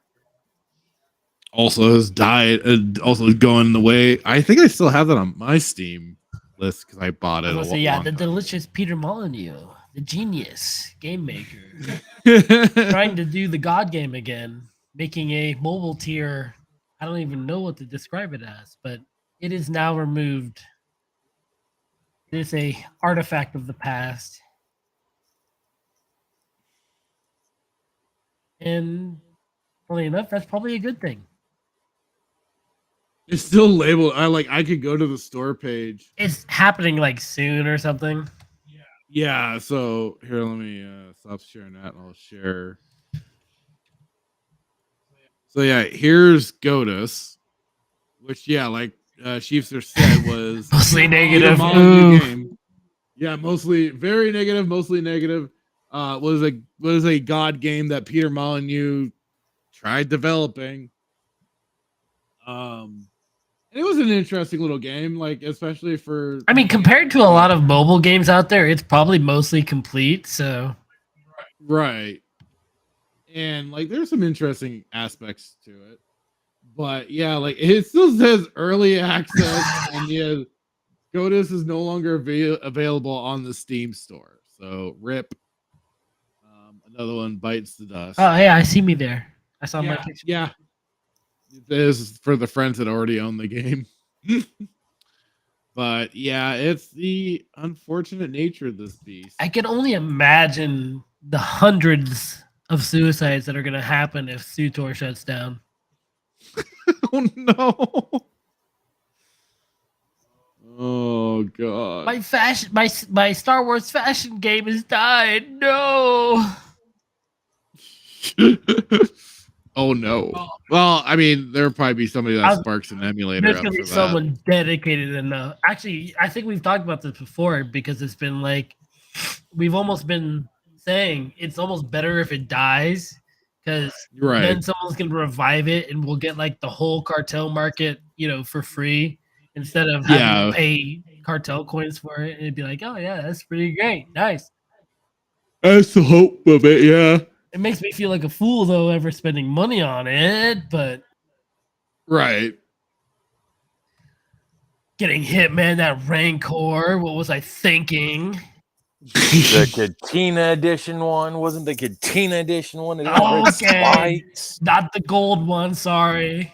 No. It had orange spikes on it. Well, you had to get that on your stuff. You had to gamble. I'm sorry. I tried. You did not. Yes. Fractured wouldn't let me. He was the parental advisor in this trio. Hey. That's true. He is the moral sort of compass of us all. He's like, no gambling. No gambling. I was just merely trying to keep us on track. I thought you were keeping us on track, Chief. No, he's a Tard Wrangler. We were following him. But you were Chiefster's the uncle and you were the dad and you wouldn't let me gamble. I just guide you guys around, from mission point to mission point. I'm not the moral guardian. You are. That's where the Tard wrangling comes in. But no, I was just merely like, I figured, I think I said you could gamble on your own time, but let's get through these missions. No, you said we don't have time to gamble. But that didn't mean you couldn't come back and gamble yourself. Yes, it did. No, it didn't. It totally did. You didn't need us to be hanging around holding. How am I supposed to gamble? I don't even know how to gamble. You're like, gamble on your own time. I don't know how to do it. Supposed to show me. Rude. We're going back. It'll pop up again. We'll show you how to gamble. We'll get you addicted. Next Rancor event. We'll get you addicted on the gotchas. I want the big floaty chair I can run people over with. I wish you could do that. Like you can run people over and be like fatality. Or like if you just see the word wasted. Yep. Let's get through some of the comments really quick. Crimson Raptor and insurrectum at the Senate. Oof. Don't apologize. He says I'm sorry, but don't apologize. That was good. Glad I never invested in that piece of trash game. It was mid. The crew. Oh yeah. Fook Norris said I bought on sale and never got around to it. Well, get it while you can. Get in it while you can. Play it. It's like I said, it's a fun little driving game, racing game, whatever. Big. I mean, like it is. It's like it's its own. It's like a scaled down version of the United States. It's pretty neat. Like that. Oh, it was that one. Yeah. Star Wars Marvel Pure says force choke that like button. Yes, please do that. Smash that like button, force choke it. Do what is must. Thank you. Sounds a bit disturbing though. A little bit. Like I don't know. It almost turned it into a dislike because you're kind of punishing it there. Gigawatt says you will own nothing and like it. That's right. Long-term rental, says Static 2020, and also gaming will move to the cloud. Consoles are going to be apps on your smart TV. I think we've talked about that, and I've seen people talk about that on Twitter. Since we will own nothing, I've decided I'll just not pay for anything. That's the big brain aspect of it. By being a responsible consumer and not buying anything and, clearly not stealing anything, because that's immoral. Oh, yeah, absolutely. Star Wars Marvel Purist. Yep, I've got a lot of physical media I need to pick up ASAP. I mean, that's the nice thing. You can still try and find like old console games and stuff like that if you're going that route. Absolutely. Star Wars Marvel Purist asks, Fracture, do you use Streamlabs? Right now, I mean, for this, I am using Restream. I'm using their own baked-in studio. Not bad. Has a little kinks to work out here and there, but I like it. It's been a little bit nicer alternative to StreamYard.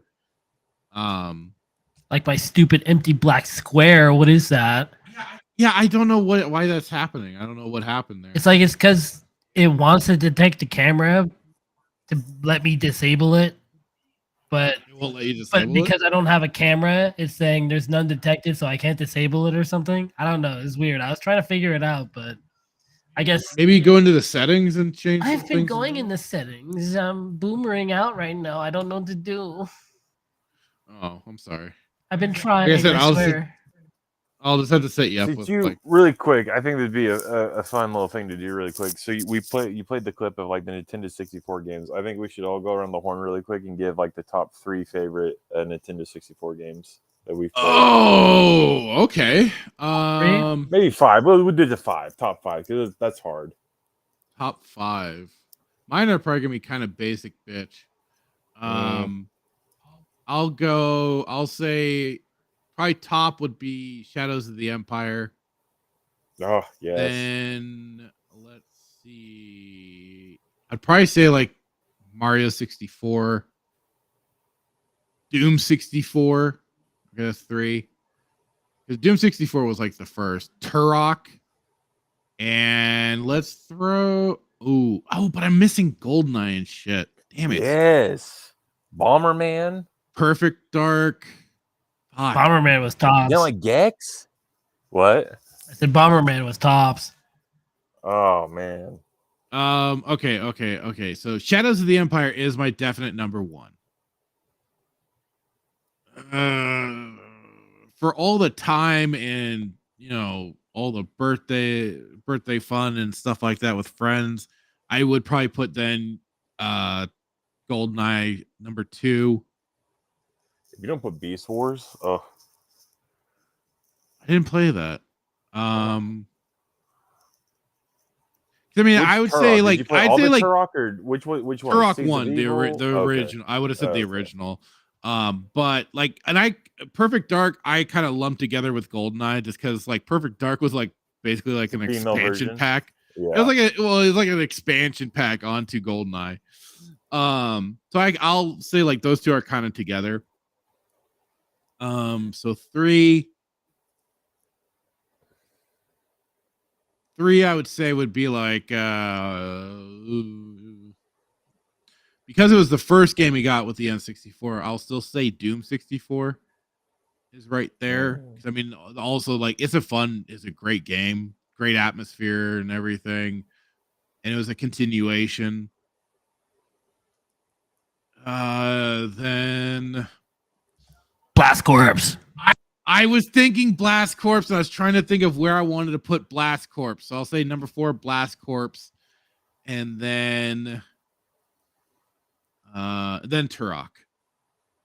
So I'll say that's my top 5. Sheepster. Well, I'm gonna say you go first because mine's basically just a slightly disordered version of his. So you go. I'd say. Oh man, okay. So if we're just saying them and not rating them from best to like number 1 to number 5, I'd say Perfect Dark, Gex, Bomberman, Mario 64, and probably Shadows. Well, no. I removed the last one and probably, oh man, see, that's hard. We need to do like a top 10 because there's snowboard kids. It goes from a top 3, top 5, and now top 10. You're like, dang it, I got so many. It's hard because there's there's so many because there's WCW Nitro, snowboard kids.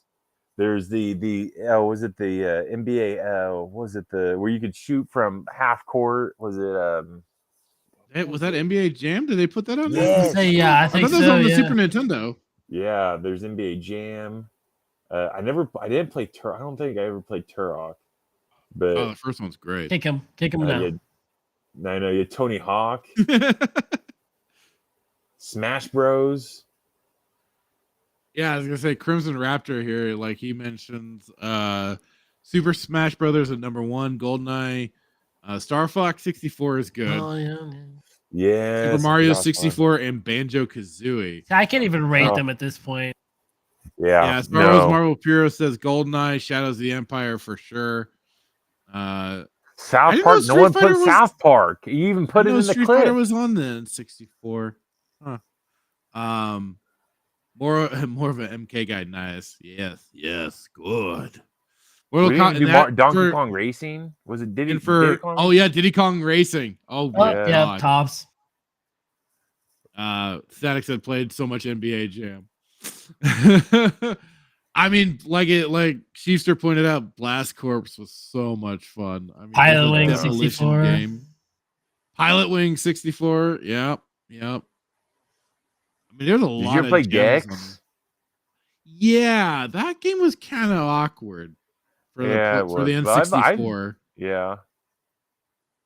That's what other ones do we play? Obviously, I mean, I had it. I didn't play a lot. Like the Pokemon Snap, I didn't really get into. I had it. Yeah, Pokemon Stadium I got and played, and I was like, Paper Mario, let's go. Or are you serious? I didn't get into Paper Mario. No, I was Mario, too met on it because I was like, well, if I wanted an RPG, I want to play Super Mario RPG instead then, because I thought that was a lot better game. Mm-hmm. Personally, That's just there was me. NBA Jam Played Paper Mario. 2099. Huh? I said you never played Paper Mario. You can't say that. I started to play it and then I lost interest in it. Bro, Mortal Kombat? They didn't even bring up Mortal Kombat? Well, yeah, they did in the chat. Star Wars Marvel Purists brought up Mortal Kombat. And for N64, there was the Mortal Kombat trilogy, which had its own different set of characters too. And then, of course, Mortal Kombat 4. And Mortal Kombat Mythologies. Yeah. But they didn't have the FMV proper sequences. They just did them as still pictures. Yeah, the PlayStation was the one to play that one on. Yeah, that was the one you wanted to play on the PlayStation for sure. Mario Party. Gotta have it. Oh, yep, that was the start of Mario Party. We even mentioned Majora's Mask. What I think Majora's Mask. Oh my god. Majora. The Legend of Zelda, Ocarina of Time, and Majora's Mask. God damn it. I would rate it above Ocarina of Time. Majora's, you agree Majora's better? Yeah. I think so. I think Majora's was better. It had a really the whole days thing was kind of a weird gimmick, but it worked. Like how you had to reset the days once it got to a certain point. Yeah. Well, I mean, Ocarina of Time had a gimmick itself, so. No, I know. I just meant like one that was like possibly more intrusive to your gameplay, because once those days ran down, you had to make a choice on, the intrusiveness made it like better for Majora's Mask, because it was like you had to deal with this crap going on. You had to specifically sort of plan out. It's almost like you're doing like lots of different run throughs, like quick, almost like speed runs of different games in one single game for Majora's Mask, because you're like, okay, I'm going for this time, I'm going for this time, and you were like unlocking all the different stories for it. It's pretty great. I loved it. Don't question it, Static. Just enjoy it. We're detoxing here. Because old ass games are the best. Exactly. I mean, come on. Are you gonna go out of your way to name new ass games right now? No, I'm not. It's like name your top one this year. I mean, mine are basically remakes. That aren't. I was gonna say that aren't years old or remakes. I mean, that's the problem for me, because I don't play many new games as it is. I'm just That's looking at insane. also just a list of all the N64 games. I was like, God dang.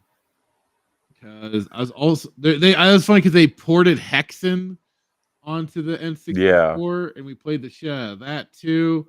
They had Duke Nukem on there, which was a lot of fun multiplayer. Like especially once we started shrinking each other and also using kind of glitching the doors, so we started making these weird strings of flesh in the doorways and shit. Oh my god! I didn't even say Donkey Kong 64. Didn't even bring up Donkey Kong.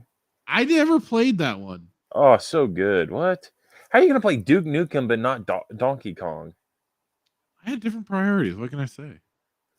You're a weird. Okay, name one that's not a Souls-like Static. Yeah, Static was listing off Lies of P and Lords of Fallen. Could have been great, but the ending is a massive letdown. Never heard of Liza P, but I just Googled it. It said Souls-like, so I was like, pfft. I've heard a lot of good things about Liza P. It's like you're playing as Pinocchio in that kind of world, and I don't know, it's kind of weird. You didn't play it on your mic. Souls-like. There you go. It's weird. It when I switch off the screen, it doesn't let you do it. It doesn't let me do it. It's like, okay, fine, dude, be that way. I'm have to figure this NFL Blitz. NFL Blitz was another fun one. Mario Golf. Let's go, Mario. I don't. You're weird. Mario Golf. Man, I didn't play Mario Golf. Mario Golf. Mario Tennis. I didn't play. Snowboard Kids was fun. Oh yeah. Oh, absolutely. Kids, that was great. They played Mission Impossible. I sure did. Died. Star Wars Rogue Squadron was also a blast. I played the shit out of the episode 1 Racer, the pod racing game.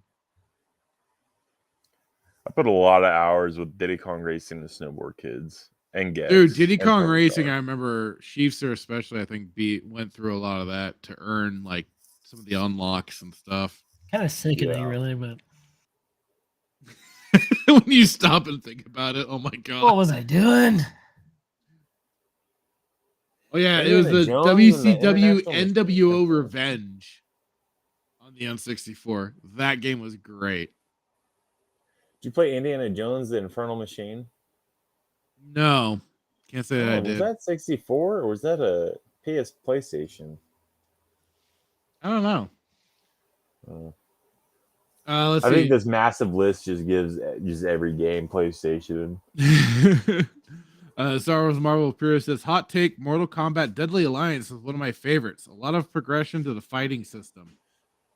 God, I gotta like, because of Melee games, I gotta play through those older Mortal Kombats. I know I still got some of them too.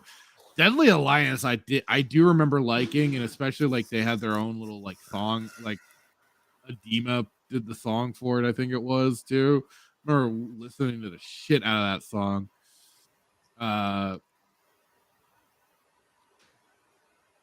This is no. They did have Crimson Raptor. They did have Killer Instinct on the N64, but I think that was like Killer Instinct Gold or something like that. But they did have Killer Instinct on the N64, and I remember playing that to hell and high water, especially.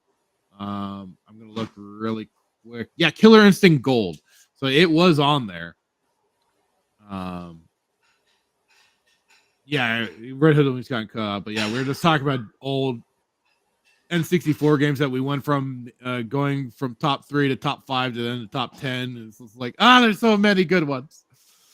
Gigawatt says I was one console family as a kid. I only had a PlayStation. PlayStation was still good too.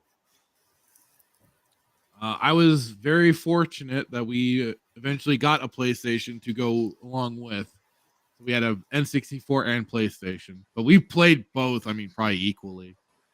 But then I think eventually, just because of certain games, we started leaning more into PlayStation, especially like Vigilante 8 and Rogue Tour and stuff like that. If you ever played any of those, like I don't know, I think they were like basically like destruction derby games, like Twisted Metal and stuff. But yeah, those were fun. Fook says never. We'll say that again. I was just reminiscent of it. Buying Star. Yeah, we did Star Fox. Yeah. Wave, and also Wave Racer. The San Francisco Rush Extreme Racing. I played the shit out of that game. Glover. I remember playing Glover. Never played any of those. I've always had a PC ever since Apple II. LOL. I was playing Might and Magic, Ultima, OG, and XCOM.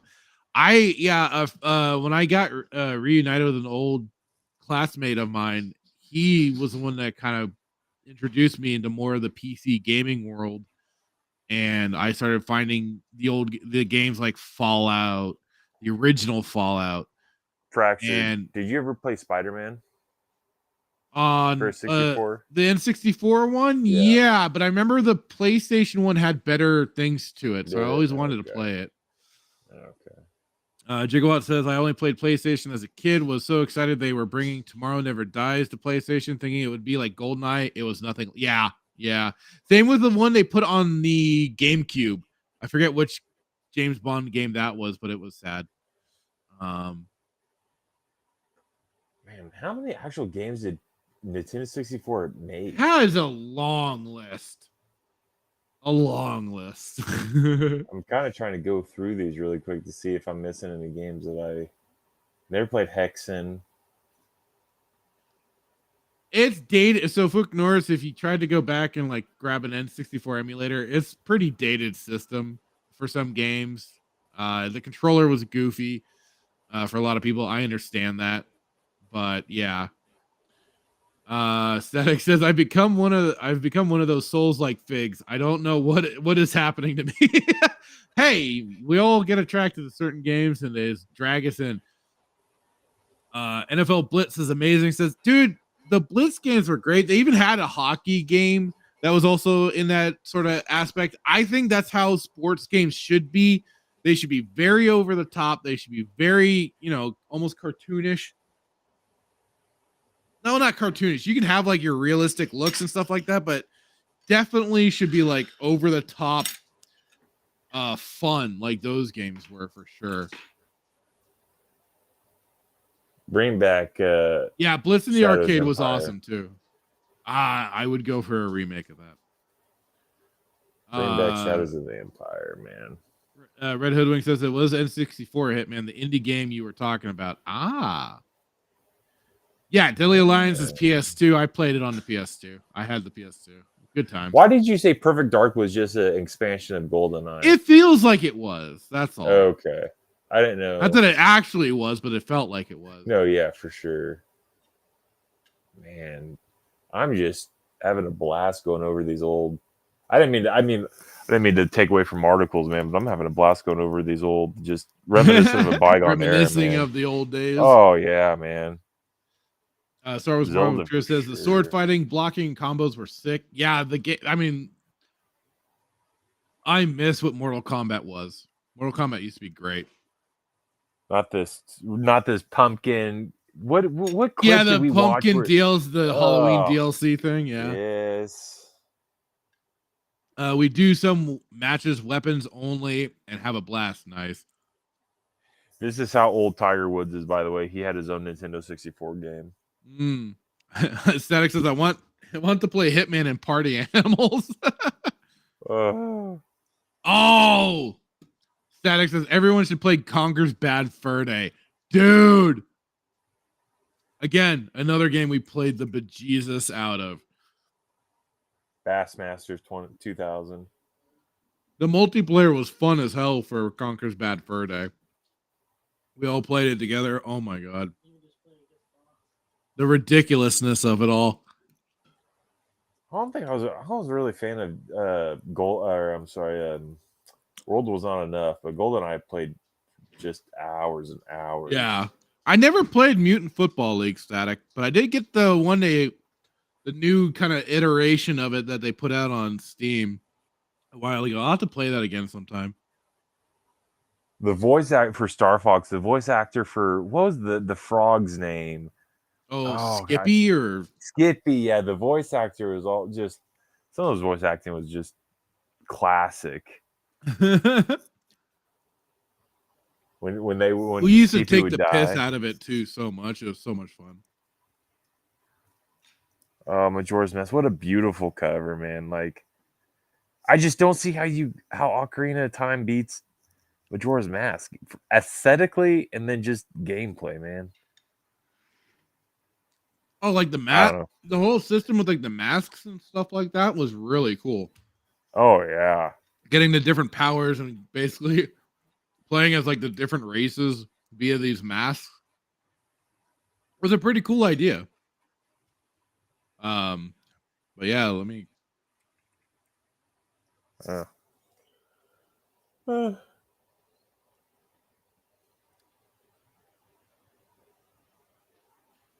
That was. Hang on, I'm trying to get that box art too. I mean, it's definitely kind of trippy too.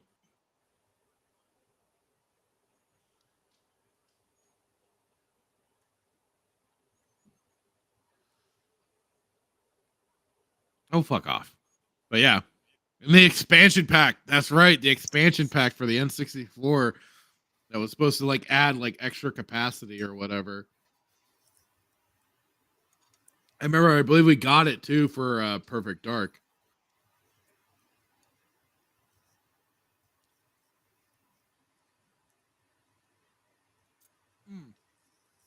Then there was another really kind of weird, like open world-ish sort of game.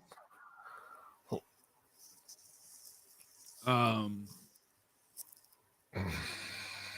to remember the name of it too. I want to say, where is? I'm looking at all the different names.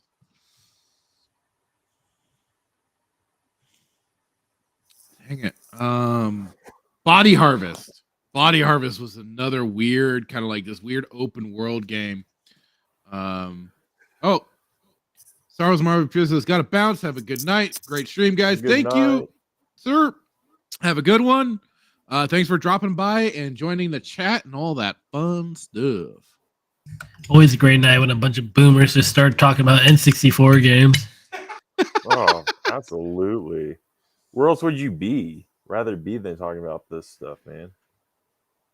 I want to go buy one now. You gotta have some positivity, you know. And what else? There's a guy. I think I sent it to you, Fracture. He's like DK Games, but he freaking sells everything. So like he charge like 500% markup, man. Like, and I've looked at his website and I was tempted because I don't know where my 64 went. I think it's in storage somewhere, but I would buy one. But like Games? It's like the DK Games, I think is what it's called.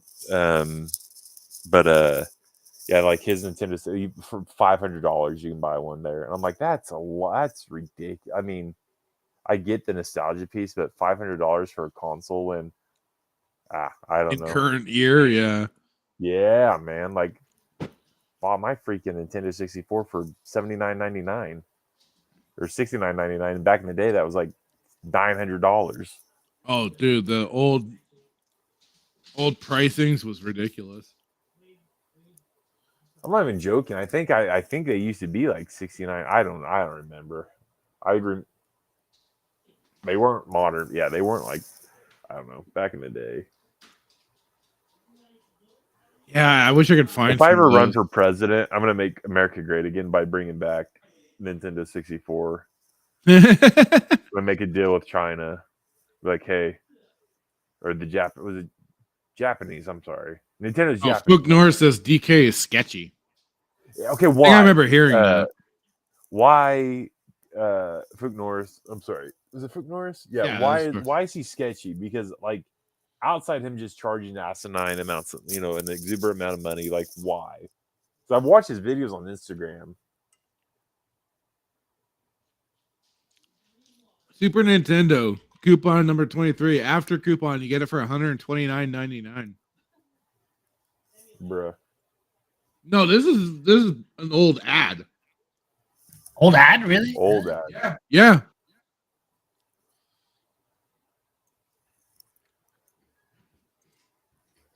So they won. That's what's funny. But I mean, look at it. It's kind of interesting. You see the prices, not too different from what they are today. Yeah. I mean, at the time they were also not at DK cartridges and stuff like that. Yeah. Red Hood of China and Japan look the same to Hitman. Oh. I mean, they don't clean or recondition, but claim they do, apparently, for the games for DK. Oh. Well, he's making the killing if he's not refurbishing them. Just selling them, goes to flea markets and find them, and then I don't know. He has so much. Unfortunately, no, Stack. It wasn't.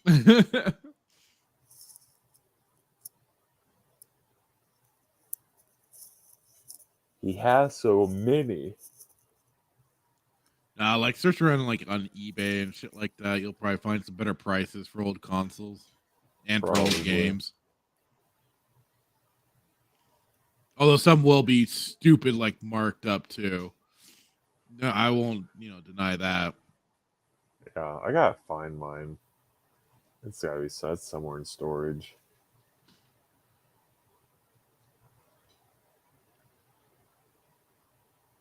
I'm gonna have to do more of this of searching around for these old ad things. Oh Jesus! This is the only time Reddit's good for anything is when they happen to dig up these old articles or old ads and stuff.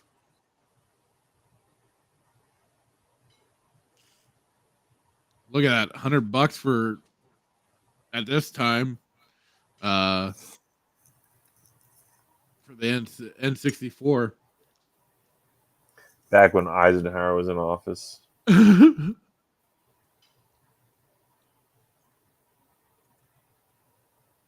Pokemon Puzzle, 49. $16.99 for Ready to Rumble Boxing. Oh, how we have fallen. Games galore, PlayStation, Nintendo 64, Dreamcast, Game Boy, and everything you need to play them.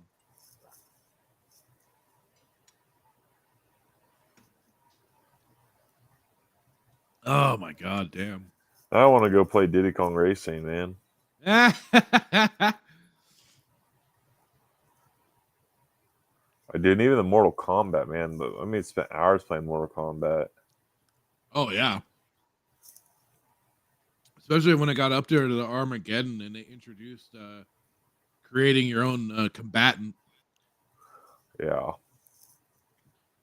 And then they had like basically like create your own fatality. That was a blast. It's like, and then when you moved on from the Nintendo 64, Xbox came out, you played Halo, you find like hope was restored in gaming because you thought like, oh, this is going to be amazing and this is going to open the door to never have a singular bad game. And then we've come so far yet so not far in gaming, man. It's like, how can you, and maybe it's just Japanese, maybe just Nintendo, I don't know, dude. Or maybe it's nostalgia. I don't know what it is, nostalgia or the game. I mean, the games weren't bad. This isn't us just being kids thinking a really bad game's really, really good. Like, these games are iconic, right? Yeah. So I just don't understand how, like, you go from that to like what we have today. Oh, and I've gone back and I've played like Blast Corps and stuff like that. And I'll admit, like, some games definitely are a little stiff and some of the gameplay is a bit goofy, but like, I'll still enjoy playing to Star Wars freaking Jedi Fallen, or what is it? Fallen Order? Yeah, and I'll know the second one. Oh, Survivor? Yeah. I haven't played that one. Freaking just, I don't know. It's like we've just. Red Hood wish you could find his old Game Boy. I wish I still had mine. Game Boy Color. I had multiple. Oh god, $70 for a Game Boy Color? Yeah, just $70. By today's standards, it's like shit. That ain't nothing.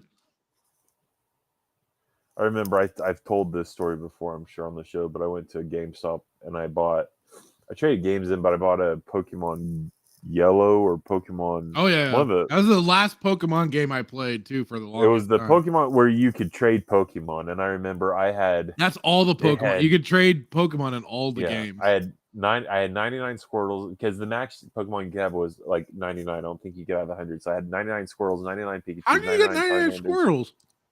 I don't know. It's the game, it's the cartridge. Like, because I went into. So, but you couldn't have any more than 100. If I remember correctly, I don't think you could have 100 Pokemon. It was always 99. Breed. Oh, did you I don't know what it was. Did you rent it somewhere?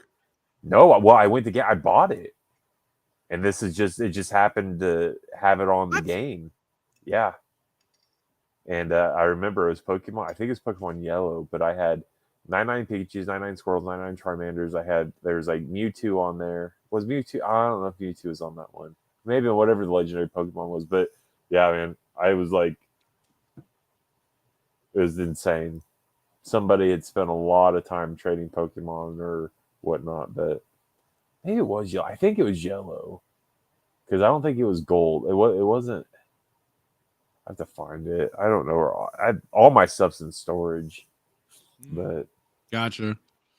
Yeah, Fook North said people are opening up the consoles to nightmares apparently, and if DK didn't charge so much, it wouldn't be so bad. But the markup is crazy. Yeah. Static says these ads are taking me back, man. There's nothing like that feeling anymore. Nope, there really isn't. Chris the Raptor said my first Game Boy Color was the lime green with Pokemon Red. Mine I think was the clear one that you kind of see there on the front, but I also had an original Game Boy, like the old beige and purple. Oh god, the thing that ate batteries. Well, no, not as bad as not as bad, but like still bad. But the remember buying the original Game Boy, accessories and I for the had the Game Super Boy. Mario Land. Oh my god, so much fun! I remember buying the accessories for like the battery pack and the rumble pack, and then the light, because I'd stay up at night playing it. Oh, Good times, good times. Now back to reality. back to Xbox and PC gaming. Yeah, so this I thought was kind of funny. For anybody that has Game Pass and stuff like that, and we're looking forward to maybe Baldur's Gate 3, unfortunately for you. So Larian Studios, Baldur's Gate 3 won't be coming to Xbox Game Pass, says Larian Boss. Larian Studios founder, Sven Vink, I think I said that okay, has explained why the epic RPG Baldur's Gate 3 will not be coming to Xbox Game Pass anytime soon. When Baldur's Gate 3 finally launched for Xbox, many were hoping it would also drop straight into Xbox Game Pass. As we all know now, that didn't happen, and it sounds like Larian will not be putting its RPG into the service anytime soon either. In an interview with IGN, Vink was asked whether Xbox had tried to pay Larian to get Baldur's Gate 3 onto Game Pass, to which he replied, "Oh, we always said from the get-go, it wasn't going to be on Game Pass. It's not going to be on Game Pass." Vink then added, "We made a big game, so I think there's a fair price to be paid for that." And I think that that is okay. We don't charge you any microtransactions on top of it, so you get what you pay for. Up front, it's a big meaty game, so I think that should be able to exist as it is. This is what allows us to continue making other games. I mean, that's not wrong. Considering Baldur's Gate 3's impressive debut position in our latest Xbox gameplay chart, it's only been on sale for a few days. The chart's publishing. It's clear to Vink is right, and Larian doesn't need Game Pass to get Xbox players on board. That being said, there have been a couple of teething issues with the RPG on Xbox. A nasty save bug has been wiping Xbox players' Baldur's Gate 3's save files, which has left both Larian and Xbox scrambling to come up with a fix. Hopefully, a proper fix will be rolled out soon, and we can all go on back to popping those Baldur's Gate 3 achievements. I mean, yeah, if they've, from all understanding, they've made a big substantial game through Baldur's Gate 3. While it's not my cup of tea, plenty of people have been finding a lot of enjoyment out of it. I just still prefer Divinity Original Sin 2 for gameplay wise. Otherwise, it's very similar to that. Come on, they're so hot right now. Yeah, they're so hot right now. Can they sweep the Game Awards or something? Not that I paid attention to any of that, but yeah, Baldur's Gate 3 walked away with a lot of awards. So I mean, literally smart business moves. So why wouldn't they, right? Why give it away for free when they should buy the fucking cow for its milk? No, it's very mediocre milk, you fools.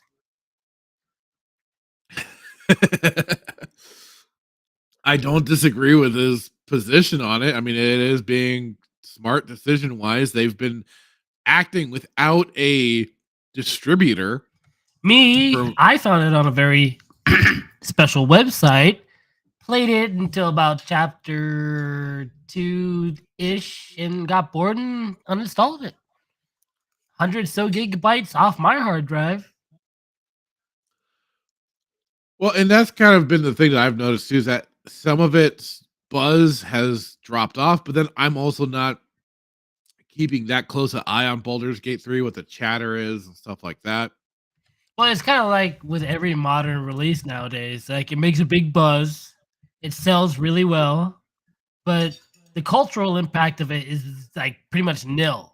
It disappears easily within a week or two, like Spider-Man 2 and whatnot. That sold super well. It was making buzz. It was super hot. But what did it win at the Game Awards? Like anything? I don't know. on top of that, it's like now it's just gonna pretty much fade into obscurity. Who knows if it'll even have DLC? They'll probably just move on to Spider-Man 3 and make Miles Morales the main hero at that point.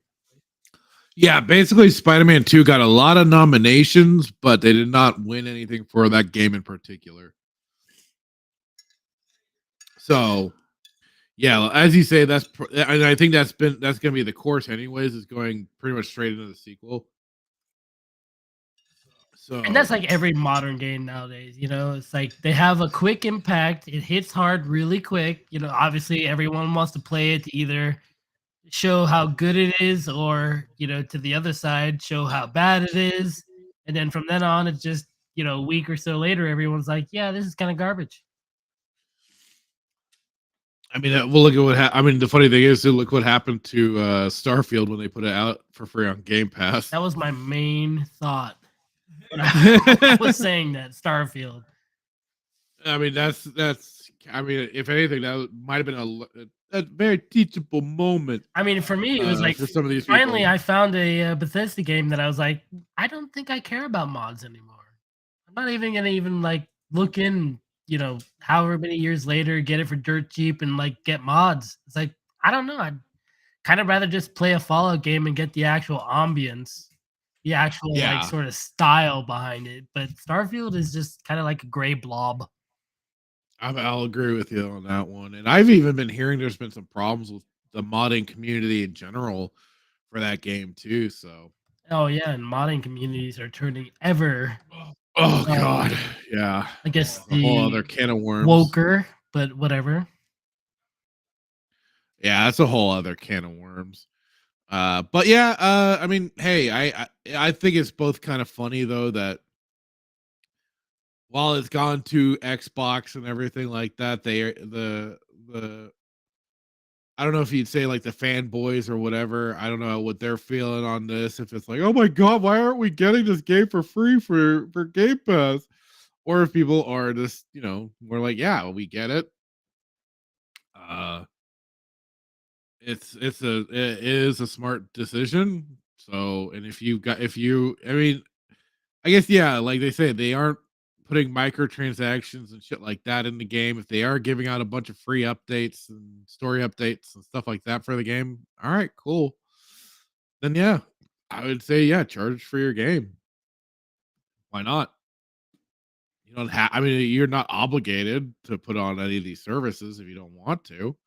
I mean, hell, I mean they've they've been standing quite well with this game. Why even? I mean, you wouldn't even necessarily have to bother putting it on other consoles or anything like that. At that point, it's just kind of extra. Oh, was it not on consoles originally? Nope. It was a PC first release. That was its first focus. And now they're starting to spread it out to the other systems. And I imagine it's just going to be Xbox and PlayStation. I doubt. I was about to say, maybe give it a bit of time and it'll probably show up on Game Pass. Over time, maybe, yeah. But you just gotta wait, people. You just gotta wait. Just like, come on, how many games have come out for free when you just waited? Yeah, okay, 5, 4, 3, 2, whatever odd many years. But hey, came out free at some point. Wait for it. You get it right then, free. Oh, Static's correct. PC and PlayStation, I guess.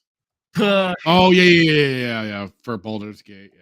So they came out for PlayStation 4, Xbox. Okay, guys. Apparently, yeah. A little weird, but all right. But yeah. Yeah, now it's hitting Xbox, so.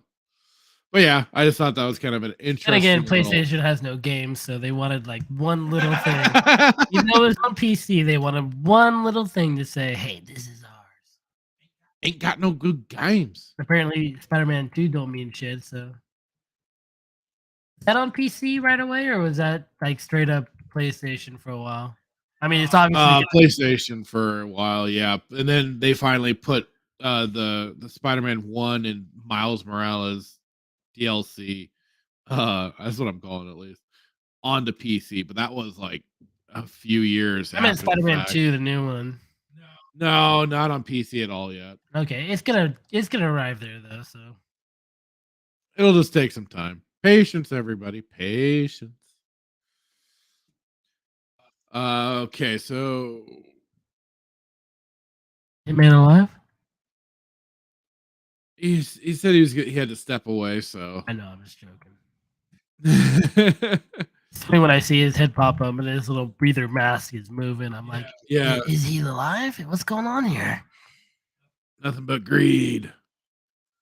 This isn't surprising. Honestly, look at these major releases on Game Pass. They all have been trash. Says Static. Yeah, they have been. Although they did have the Yakuza game on there, and I meant to check it out, but I never did. I don't know. I just feel like it ended with Yakuza 7 or 6. I forget. Fuck. Didn't they finally release the what was it?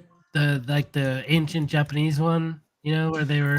Yes, I gotta check that out sometime. That's like one that I would actually be somewhat interested in, but yeah, it's Yakuza 6, which was basically supposed to be kind of the last game with Kitty. What's this Baldur's Gate stuff everybody's talking about?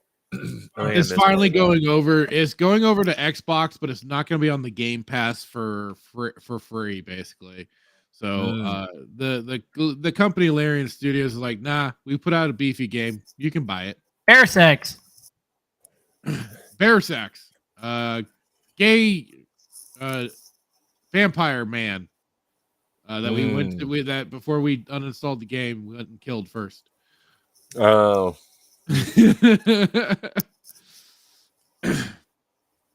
Seneca also says, well, I guess Xbox exclusive ones have been trash. Red Hoodwinked, true, but to say it wouldn't be on Game Pass is a bit narcissistic. There's going to be a point where barely anyone is playing it. Well, that's Chiefster's point out too. There'll come a point where they'll eventually put it. Yeah, it'll show up. And his Static says Sheev isn't wrong. Not much lasting impact, really. None of the modern games have any lasting impact, really. Don't forget Redfall. Oh God, yeah, that was a trash heap. Redfall? I don't think I heard of that one. Exactly. Oh, okay. Red Hoodwink says, I wasn't happy Spider-Man 2 didn't win anything, but then there's Alan Wake 2 that won almost every category it was in. I thought that was Baldur's Gate that won just about all the categories, and Alan Wake only came away with Best Narrative, which was really sad considering Sweet Baby Inc. had a hand in that fucking game. And Spider-Man 2.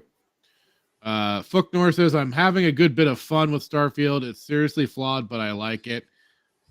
I enjoyed it at first. It has something to it, because it's like space exploration, going around, shooting people in their faces. That's all well and good. But it really just kind of drops off really quickly. Like after a certain point, you're just kind of like, what am I even doing with this? And it's like, okay, I'm done. Uninstalled. 100 gigabytes off my drive. What am I even doing anymore? Damn. I mean, you heard me before when I was talking about it. A lot of the detractors, they're extremely negative, and that's kind of like the nature of the beast or whatever. But I was like sitting there going like, okay, it's Fallout 4 gunplay. It's not terrible, but you just really just sort of go at the end of it. It's like, okay, none of the stories are that interesting. They're not that engaging. A lot of the voice acting feels like it's done by robots. So bring on the AI already. So, And I beat the game like 3 times now. So the one, one the legitimate time, one super quick, and then one doing it like, trying to LARP as if I'm not the Starborn. Yeah. You just quit and stop playing, honestly. Yeah. And Red Hoodwink says, yeah, Baldur's Gate did too, now that you say that. I'm guessing the burnout phase, yeah. It's like, I mean, this is kind of the nature of the beast at this point. Like it's meant to be like so cycling in new, that nothing is made to have that. Nothing's made to have a lasting impact. It's all just meant to be like it. God, I wish I could have so many more clips. But yeah, get excited for next product, basically. Hitman. Hello. What's your favorite modern game? Like the last 2 years. Nothing. If you say Call of Duty, I'll hurt you. Probably Call of Duty. It was a trap. Man, that's hard, dude. Within the last 2 years, they haven't put out a good game in.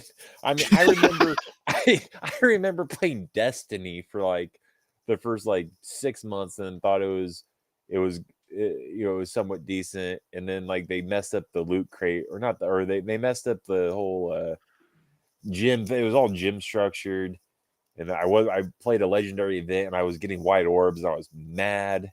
I was like, it's because I coined this phrase with my buddies, like, it's a white orb. Going to a legendary event, getting white orbs, and that made me mad. Now, I don't think there's been a good game, honestly, in 2 years. Yeah, Chiefster and I got Destiny 2 for free when they were doing the whole weird like switch over. I think to Steam or something like that, or to the BattleNet, whatever. We got it for free, played through it. We played through the whole game. I half imagined Hitman was just going to say Diablo 3. Best one, obviously. That's hard, dude. I mean, I'd take Diablo 3 over 4 at this point. You didn't play 4. Neither did you. I know, and I'm smart. Hey, just from what I've heard about 4, it's just been kind of a shit fest. That's all. And for Black Ops 1 had probably one of the best campaigns. I thought it was really, really good. I don't know, man. That's hard. I don't think we've had a good game, honestly. Rogue Squadron was trash. Fallen Order that was new one trash. that they brought out. Yeah. Fallen Order was trash. Survivor's asinine. I refuse to play it. I was gonna say I've only watched Rhino and some other people play it, but I have not played it. Elden Ring is just another Dark Souls game, I'm assuming. I've heard for Elden Ring is very like it's a good Souls-like game for an introduction series. Like if you want to kind of get into that sort of game, that's like the game you play to get introduced. I admit at this point you get kind of like negative points for me when it's just a Souls-like game. It's like, okay, guys, another Souls-like, all right. It's so hot right now. When you make the comment Souls-like, what does that mean? Is it just that genre that of game? Style of gameplay? It's a style of gameplay basically, and the it's just the gameplay mechanics, the gameplay like story mode, like the difficulty of gameplay and stuff like that. Like it's meant to be where it's like brutally hard and everything, and very unforgiving. Okay. Oh yeah, then I can't tell you my favorite game of the last 2 years, but I mean, I just go back to probably Gears of War.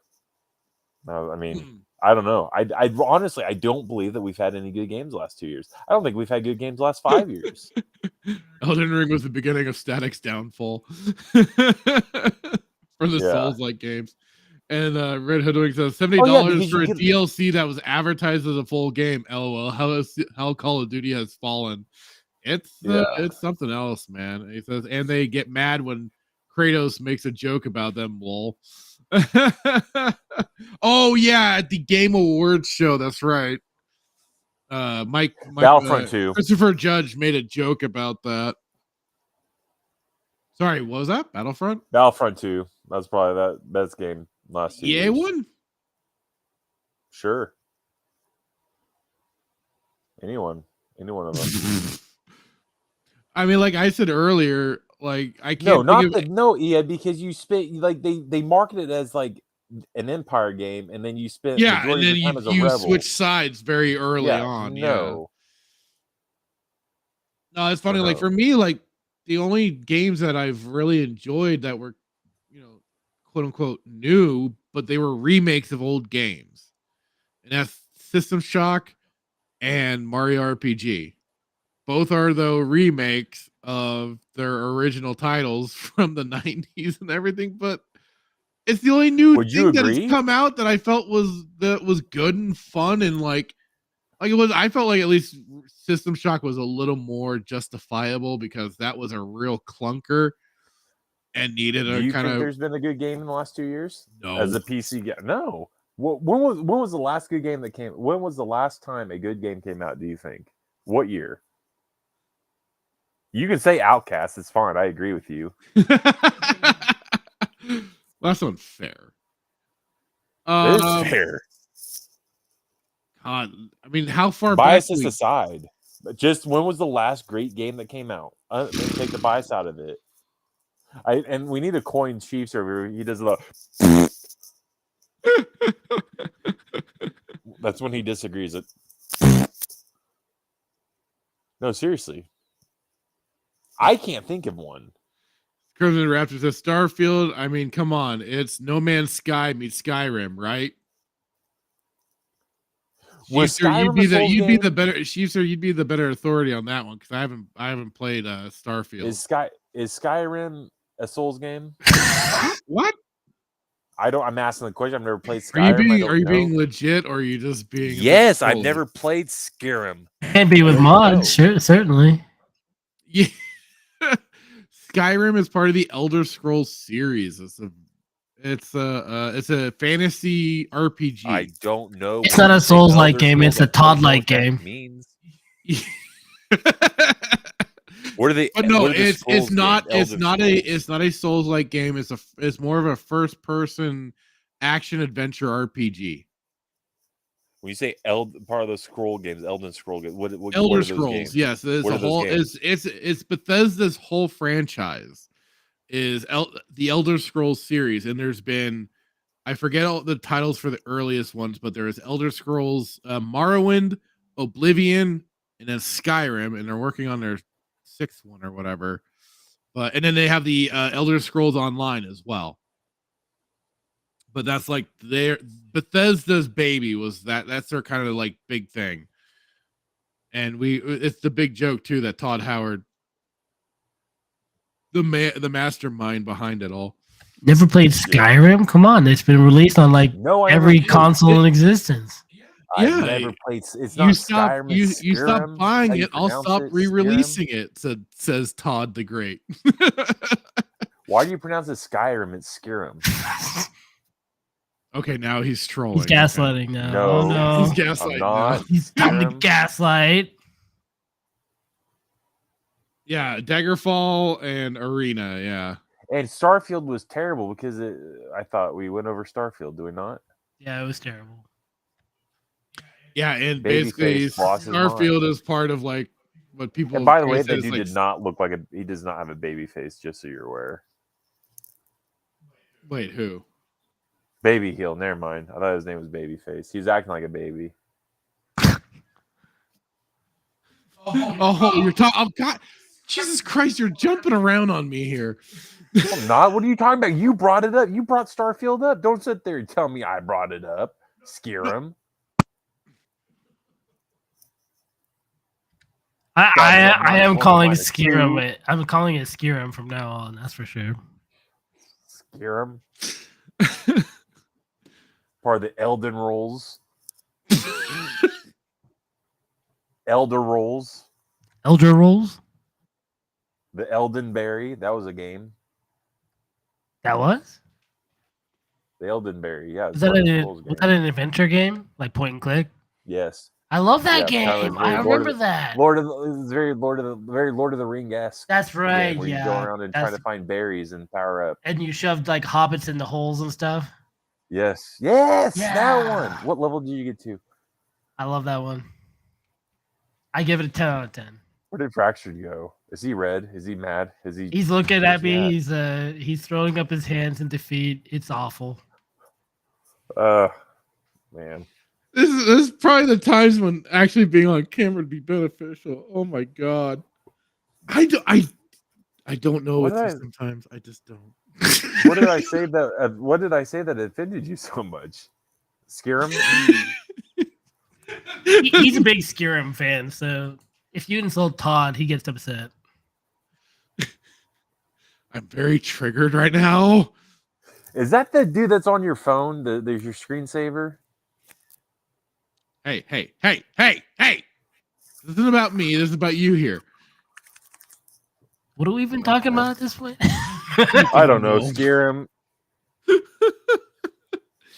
This just went off into the weeds. I don't know. Godzilla -2. Did you ever go and see Godzilla -1? You'll never know. -Celsius. -Celsius. But I will tell you that King of the Monsters is just the greatest. It's just, it's number one. All right. Well, speaking of Godzilla. Oh boy. Are we done with Scarum? Everyone's done with Scarum. Monarch Legacy of Monsters EP/director Matt Shankman disagrees that Monster vs. Humans are lackluster. I saw this dude. A common criticism of Legendary Pictures' Monsterverse is it lacks strong and memorable human characters. Indeed, they rarely measure up to Bryan Cranston's performance in Gareth Edwards' 2014 Godzilla film that started the whole thing, and the kaiju routinely upstaged them. He did kind of steal it when he showed up and they killed him. Well, he was he was acting very dramatic, very passionate, and everything like that. And then the ad marketing campaign for Godzilla 2014 was very much acting like he was going to be a bigger part of the film when really he wasn't. Dies within the first 20 minutes of the movie. I mean, the only good guy in like King of the Monsters was the Game of Thrones guy. Oh, Charles Dance. That's the one. Yeah, Tamiyaki Yamasudo. He was pretty good. Serizawa was good. What's his? Ken Watanabe? Yeah. Why do I always say Zawazawa's Hamanuku? You're special. Exactly. Thank you. That is honestly what viewers would rather see, ourselves included. Monsters brought to life with cutting-edge visual effects, tearing stuff up in a tooth and claw slugfest. The good news on that front is Legendary and Godzilla Cross Kong, the new Empire's director Adam Wingard, answered the call and will supposedly give us more monster action than ever in the upcoming sequel. The trailer looks like trash. That takes care of that, but this development might not improve the lot of our human protagonists. It might even be detrimental to what are seen as thin characterizations already on thinner ice. Most of the people populating the Monsterverse are connected to Monarch in some way, which has deeper roots than anyone imagined a decade ago. Okay, so has anyone talked about Pink Godzilla? I mean, you guys, I should say. We did not go. We have not gone over that trailer. Is it Pink Godzilla? Is there a female Godzilla? Well, I that's what I thought. I think they're gonna use the Pink Godzilla to make him a she. Yeah. So There's a pink. Hold on. There's a Pink Godzilla. Okay. Hang on. So yeah, the new trailer for the Godzilla Kong Empire thing that they just talked about here, showed Godzilla he goes into like an ice cocoon. And then later on, comes out from it. Ooh, trans allegory. You know, I was listening to this other stream, Ballbusters, and either Devil Made Me Do It or green-haired anti-liberal. She said the same thing, that it's like a trans allegory. Because he starts out with the blue fire, and it goes into that cocoon, and then turns into the pink spined Godzilla shooting the fire and everything, and then Devil Made Me Do It was saying that they're going to use that as then the way to also like basically transition Godzilla from male to female, and then he's going to birth and give us baby Godzilla. Sorry, man, it's too much for the King of the Monsters there. Yeah. So is it going to turn into Queen of the Monsters? As if such a thing exists. That was Mothra. I was going to say, you just said like that exists, but then you just mentioned Mothra. I just thought of it. So, yeah. thought and people are like, "Oh, but Godzilla and Godzilla." Mothra had a thing together. Don't you start with that shit. No, I'm When you start, being no. serious. We're not having this degenerate shipping bullshit here. Stop it. So he Stop can it. come in and commentate. That's a thing. Godzilla Soul King of Reap the Monsters. Mothra. You can't tell me the King of the Monsters they weren't like Anakin and Snips were. Whoa, hey, Snips. Yes. What you mean, Padme? What's this? No, Snips, Ahsoka. Whoa, and hey, I'm gone. Okay, I'm gone. Can I finish this? Let me finish this. Apple TV series Monarch Legacy of Monsters is picking up the slack and adding depth to individuals and families on the ground while throwing in some new titans along the way. The show boasts an impressive cast headlined by Kurt and Wyatt Russell. Those are the only two good ones there. Kiersey Clemens and Anna Sawai. No, the rest of the characters are boring and dull as shit. And the last episode 5 was basically a big gay episode for the one character. None of it's been interesting. None of it's been adding depth. It's just been a very schlocky show. And you keep hoping and waiting for more Godzilla. Well, it's just empty human drama. It's not like it doesn't add worth. It's basically just exactly what we've seen already. So they're not really doing anything new. It's CW tier human bullshit drama. Yeah, that's they might perfect. as well be That's at a table discussing their feelings even more. So continuing on, it also has a noteworthy executive producer, Matt Shankman, who directed the first 2 episodes. Discussing film, asked him about the human characters in the shared universe he now has a hand in, and Shackman begs to differ with all the harsh critics of their potency in the story. I don't share that opinion about the MonsterVerse movies, he said. The EP pointed to the ensemble cast the MV is used to by now. Quote, I mean, if you just think about Kong Skull Island, Samuel L. Jackson, John Goodman, John C. Reilly, Brie Larson, Tom Hiddleston, there are incredible characters in that movie, and they're very memorable, and their stories are unique, he added. They're not. By the way, he named actors, not the characters. Right. Very important there. So if they were so interesting, why is he just talking about the actors who acted them? Because I mean, I know those actors were in those movies, but I don't remember their characters. I remember they were in them, but I severely don't remember Kong at all. That was Samuel Jackson and Goodman and all those people. Those characters. No, I don't remember them at all. They weren't meaningful. They weren't important. They were serviceable in terms of a monster movie, but that's all they were.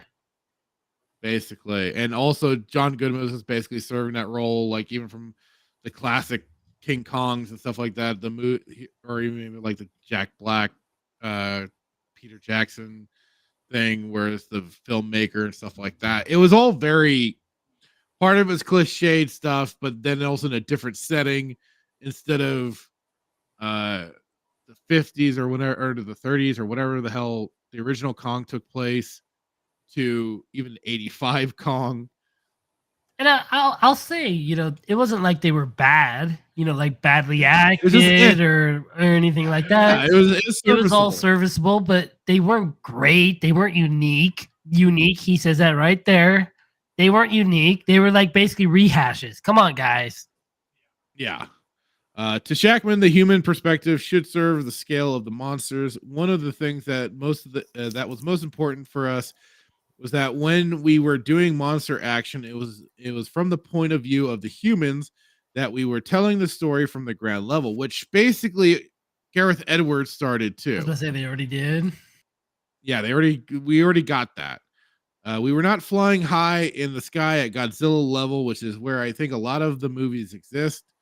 We were more interested in how this monster event affecting the humans that we love and care about. He explained. He didn't even watch the movies he supposedly loved. Yeah, he's kind of full of shit. Early in the interview, Shackman expressed his admiration for legendary series and shared his Goji fan bona fides. I'm a big fan. Oh, here it comes.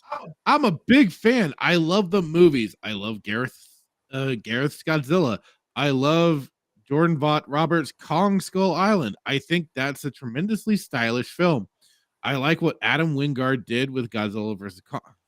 If I could hire a person that shocks people with a cattle prod whenever they say they're a great fan of something and yet immediately contradicts things like that they're a fan of, just shock them and say, no, you're not. Shock them. No, you're not. Yep. I'm with you 100%. I love the scale of them. I love the characters. I've loved Godzilla since I was a kid. You know, he said, cattle prod the shit out of this lying retard. Like I just said, cattle prod. Ugh. Just don't lie. Why do you have to lie? But no, I mean, you and I, Schuster, we've been watching Monarch. We already said it though. It's this been empty human drama left and right. And yeah, some of the more interesting parts have been like the establishing of Monarch and in the past and stuff like that. But even now, like with this the most recent episode, we were getting needless human drama of a love triangles weirdness sort of thing going on. It's like, you know, not even good love triangle. It's just like friends level of will they, won't they sort of thing. Yeah, basically. Him going out of his way to like be, oh, I'm there for you, just to screw over this project and not get the funding we need, just to piss off Todd. Yeah, that was really. It just added to the unnecessariness of it all, basically. And I will say, I hate them, you know, they've been doing it from the start, of course, but I hate the whole, we're going back in time. Now we're back to the present. Now we're back in time. Now we're back to the present. It's like that. That's like the story, you know, telling style of it, but I hate it. So. Well, and then what was especially bad is that, like, in the first episode, too, they started out with killing the character, but now they've flashed even further back for telling them this story of how they came to be, you know, be this little weird, quirky group, Monarch, going and finding monsters. We still haven't gotten answers for that. Like, that has still not been explained on whether or not whether or not she lived or died. And this is basically Book of Boba Fett style storytelling. Where it's like Schuster said, flash forward, flash back, flash forward, flash back. Except we aren't having Boba getting into the damn Bacta tank. Right. It's just these goofy flashbacks and forwards. And again, is like a lot of the characters have been very paper thin in the Godzilla movies. And especially in like Godzilla versus Kong, I really did not care. Really, like the silly little like deaf girl, she was the key to everything for Kong, and then Millie Bobby Brown and their little weird, like, what do you call it? Like, I don't know what the hell they were like a skeptic group almost, or like a conspiracy theorists and stuff like that. And yet she was hanging around with a very much older. It was weird. Podcasters, am I right? That's. Oh, God, that's right. But it just served no real purpose. And even then, there's like nothing connecting the whole Mecha Godzilla and stuff like that. It was just. And it's called in a Godzilla movie. That's fine. You know, they don't have to be deep. They don't have to be like unique, quote unquote. They just have to drive the plot forward, be semi-interesting enough that you want to watch it, and then that's it. And then let the monsters fight and kill each other in between. But then, okay, so how would we explain like Godzilla -1? That was the case of them actually doing interesting characters. You're right. And I mean, would you say that there is needless human drama, or would you feel like it was also very serviceable and, you know, pushed along the plot the way it needed to? They could have cut down the human drama, if I'm being honest. I could have used more Godzilla destroying things. I think I could do that. Like, I really wanted Godzilla destroying Tokyo. You know, he's got to destroy Tokyo. You know, that's kind of like the thing. He's got to, he's got to go in there. He's got to destroy Tokyo. That's my thing. I agree. I like I said, like I've talked about. I think it would have been more better serviced if we got scenes like we did from the original Godzilla, where Godzilla's King of taking Or more no. time walking through the city and just burning it to the ground, and not just in one single moment nukes the whole place, but actually is making his way across the whole place and just setting it all ablaze slowly but surely as he does so. I think that was kind of like the problem with introducing him so early as the dinosaur form, So Right. they tried to like sort of do this whole the main character has this personal tie to all this stuff going on. Where it's like, okay, maybe that didn't have to be so. I mean, they could have like skipped some of that and then been like Godzilla shows up and he's like, oh well, this is a consequence of all the like bombings and stuff, and he still has this war stuff going on or whatever, but then we could have gotten more of Godzilla sort of wreaking havoc and stuff. Yeah. No, I agree with that. It's like they tried a little too hard to tie it in personally to the main character. A little bit. I still think a lot of it worked. It worked to a degree, but yeah. But I don't disagree with you. Like some of it could have been cut down a little bit here or there. But it's just like just trying to find those differences between them. I mean, I'm trying to be fair here, I guess. But I mean, at this point, I'm basically like Toho is Godzilla, Legendary is Zilla. I'm not even giving it the Godzilla moniker anymore. I'm just kind of tired. This is like it's just basically turning into any other franchise in the West. Well, it's just kind of like boring TVification of it, Yeah.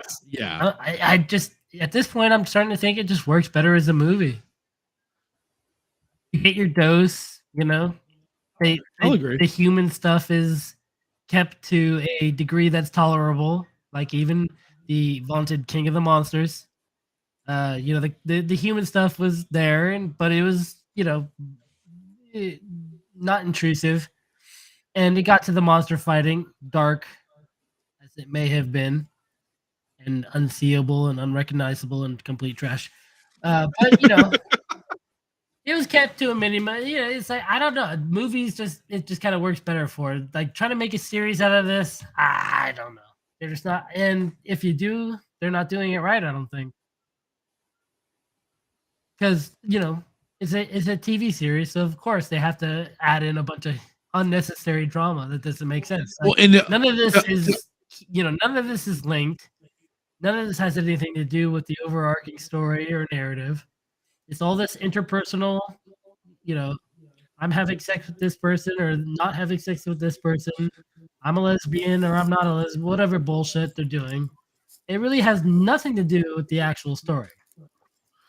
And it's just or Godzilla. Yeah. Or Godzilla, yeah. But this is the problem that I mentioned this morning, is that this is also involving a storyline that takes place in between Godzilla 2014 and King of the Monsters, to where, as far as we know, not a lot happened in between that time for Godzilla monster fighting for the most part. This is women's Godzilla.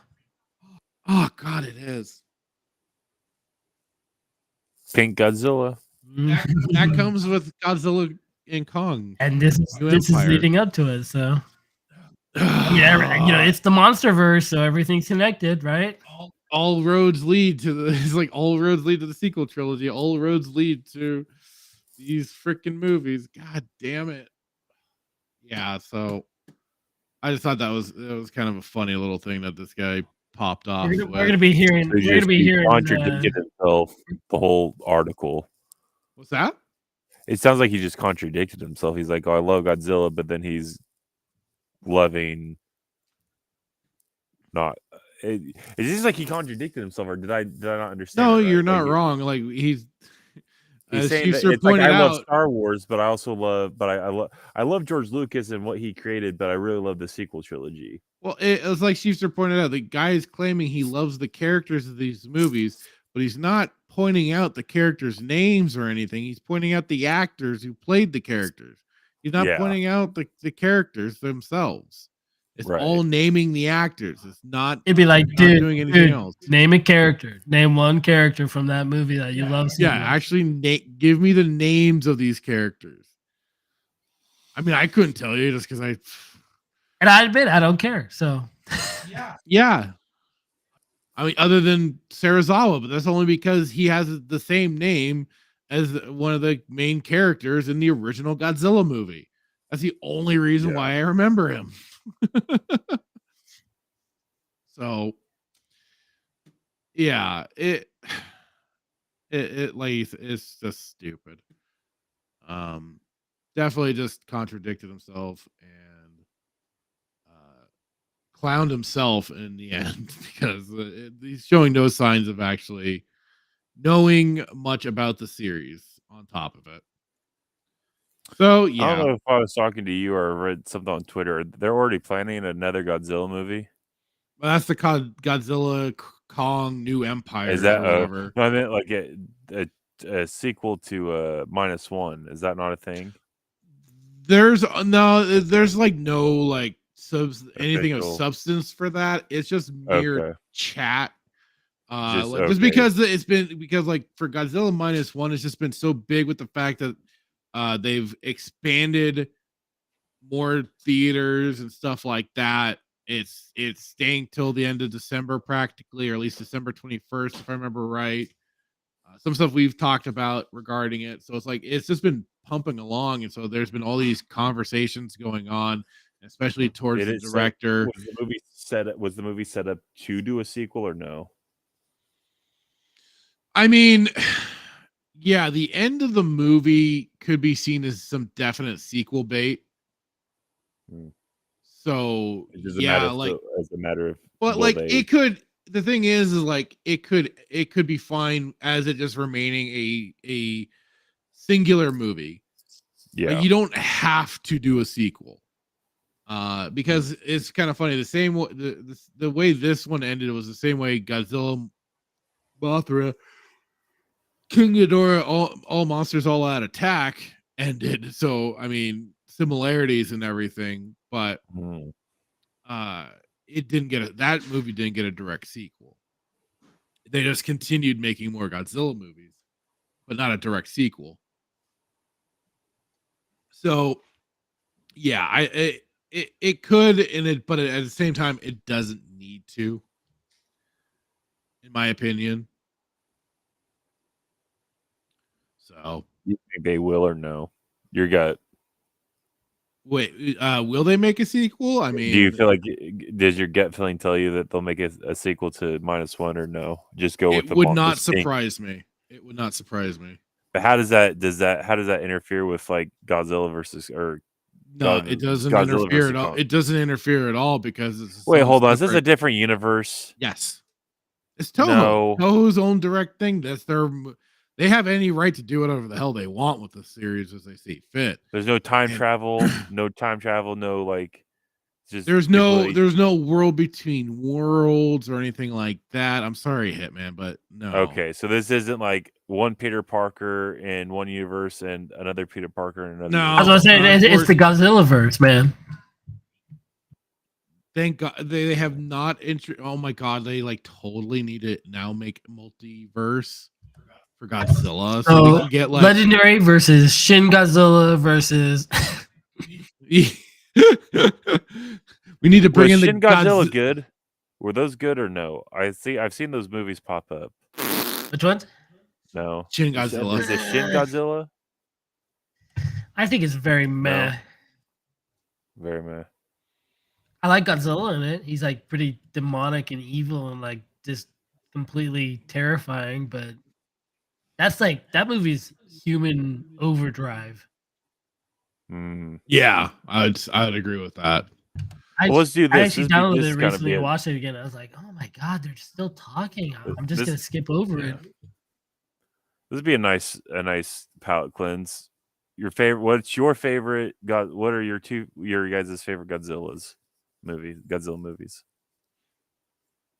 Well, I thought about us doing like a whole ranking system. Oh, that's what we're doing. Yeah. Okay, never mind. Did you say no, favorite? For tonight. No, that'll take too long. I can answer two favorite right now. Go for it. All right. Godzilla vs. Mega Godzilla and Godzilla 1985.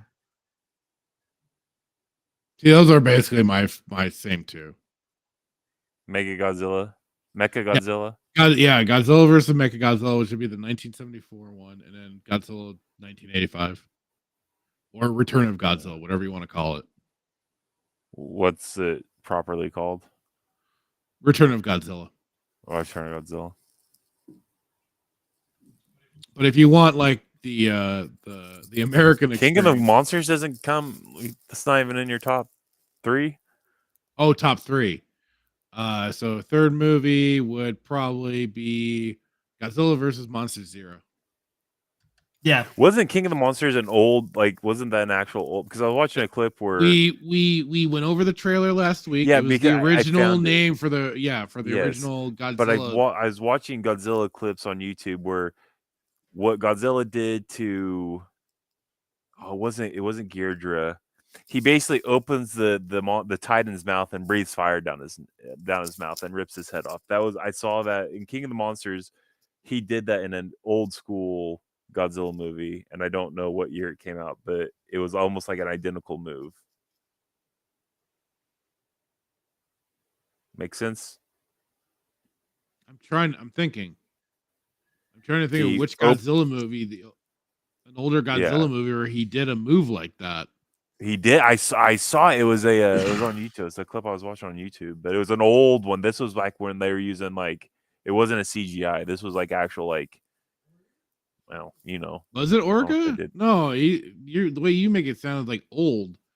Like Orga. Well, it was like 2000. a move. So no, this was so King. He did it in King of the Monsters, but he did it like the clip that I saw was an old school Godzilla. This was like, yeah, it wasn't. It was an old Godzilla movie. Do you have the clip? I don't know. Probably somewhere. You watched it on YouTube, right? It's on your history. Yeah. It should be on your history, yeah.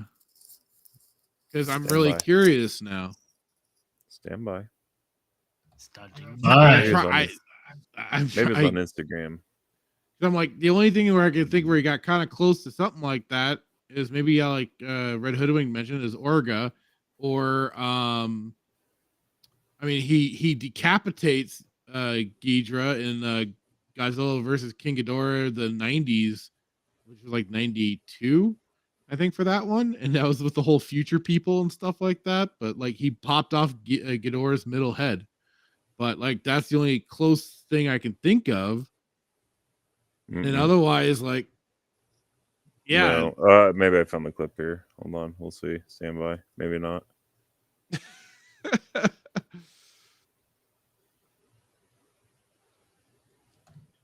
Yeah, like I said, that's filibust. That's why I started talking again. I'm mainly interested to see what he considers an old Godzilla movie. I'm really curious too. Because like I said, I can't think of anything else. Having watched so many of those the Showa era, it's like we're gonna have to make him watch some of the old ones, just to torture him. I think that's torture. Well, is it this one? From a certain point of view. I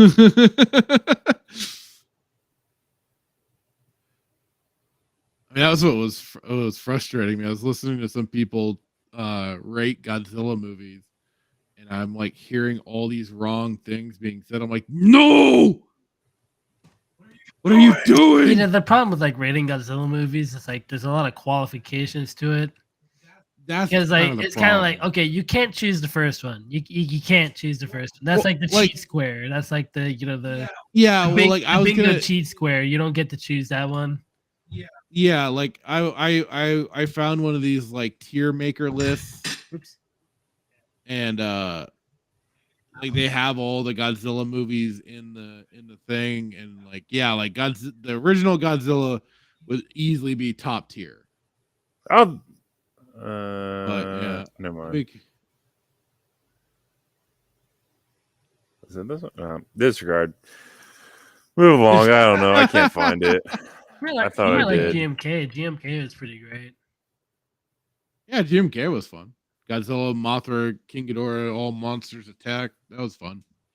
Godzilla goes What ham on irritates me everything. is the people out there will say that Kong is more powerful than Godzilla, and I'm like, that's dumb. Those are lies and slander, and I will not tolerate such shit. I mean, Kong versus Godzilla pretty much to prove that with like Godzilla chasing him like he's a crocodile trying to snap at his toes.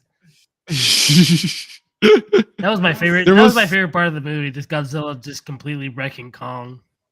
There was some good moments in Godzilla versus Kong. I won't lie. Especially their first fight when they're fighting on top of the ships. Like Godzilla clobbers the shit out of him. Yeah, it's like Kong punches him. He's like, "Oh, I can punch back, motherfucker." Except I got claws. And we're on my element. I can drown your ass. Funny enough, I'd almost say I like Godzilla vs. Kong more than King of Monsters in respects. Whoa! What are you talking about? Troll. Troll. Troll. I said in respects, but you know. Fake news. Whoa! That's like trying to say you like. Obviously, I like King of Monsters more because because it's a straight Godzilla movie and didn't have to insert a monkey in it. Right, and a bad Mecha Godzilla. Yeah. That whole thing was like, and even like somebody who's not like knowledgeable about Godzilla, really. Like I grew up watching like the old ones with my uncle, but I'm not like near you guys. But like that was like the most like wimpy. Like it was almost like when I watched that scene with Mecha Godzilla, it was like wah, wah, wah. It was like because Mecha Godzilla, I always understood was supposed to be like the one that like rivaled Godzilla. Like if anything was going to take out Godzilla, it's going to be Mecha Godzilla. Yeah. And I would say the thing I liked about Kong versus Godzilla more was Godzilla's savagery. He was just great in it. Yeah, that's true. And the fact that he was almost like, for a brief period, entering into villain category. Yeah. Just a little bit, yeah. You want us to be his pet? No, we will be his. I think that's the line. Yeah, I know. There's a cool clip. It's basically all Godzilla's atomic breath scenes, but I think it's just Monsterverse from 14 to 21. See, that's the funny thing. Serizawa had some of the best lines, and yet they killed him. How dare they? Yeah, they killed him off a little too soon in my book. I mean, if they weren't going for the original, he kills himself with the oxygen destroyer. Why even kill him off at all? Right? I'm with you there. Was it the oxygen destroyer though? In the original movie? Yes. No, in the King of Monsters. That was a that was a straight he nuked him. Oh, the pretend oxygen destroyer. Yeah. Which Serizawa apparently had nothing to do with. Had zero to do with, yeah. Come on, Serizawa, just plant the bomb and like swim away. What's the big deal? Or like you said, hide. I still think he survived. I think he's Well, thank you. I think he survived. I think so. He's not. Godzilla protected him. He's living inside of Godzilla, like piloting him partly. Well, and on the topic of Godzilla, just really quick, I did that. This news dropped today. F's for Kenpachiro Satsuma, who is the suit actor for Godzilla in the Heisei series, has sadly passed away at age 76.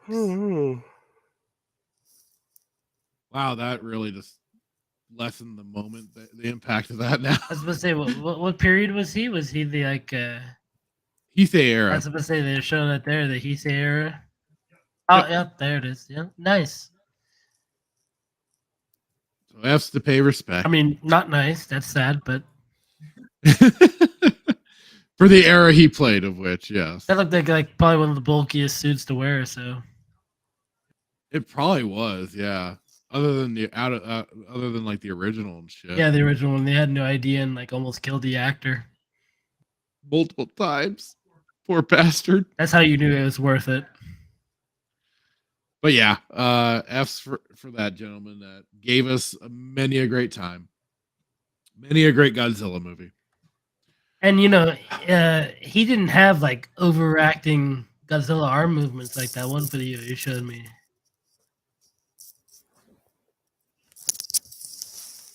Sorry, which one?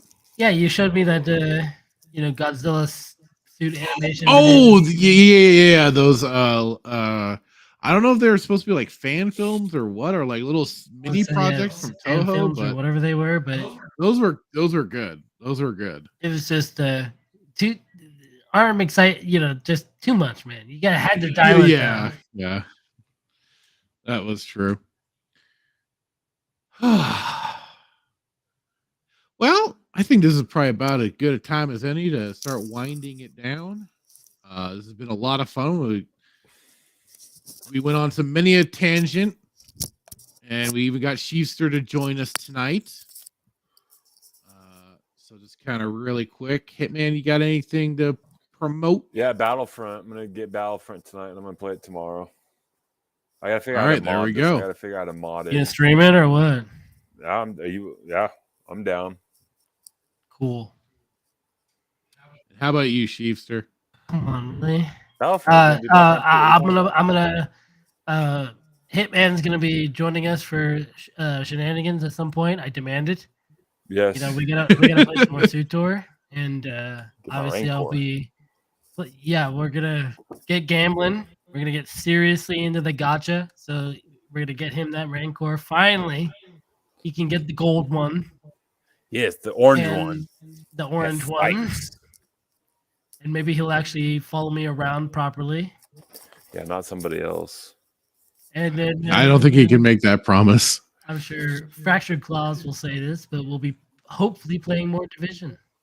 Yep, definitely. Shooting people in winter is perfect. Red Hoodlum's asking which Battlefront. It'll be the original 2005 one.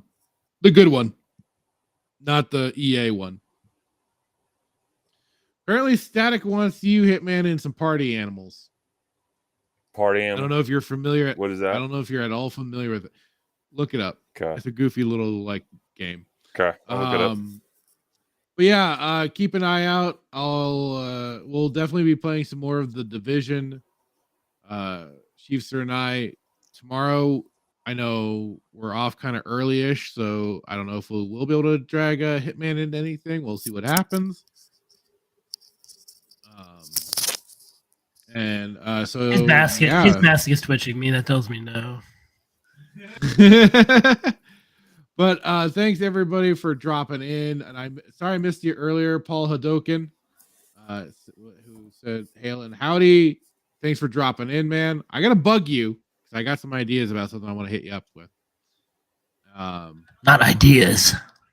I know ideas. I've got ideas. Hadoken. Yeah, I said that the other night. I was like, you cannot say his name without putting that extra emphasis on the Hadoken. But yeah, so yeah, keep an eye out, everybody. Always keep an eye on our X Twitter pages because that's where a lot of updates will be going. And for sure, the gaming streams will be on the Fractured Filter Gaming channel. That channel has been really growing quickly.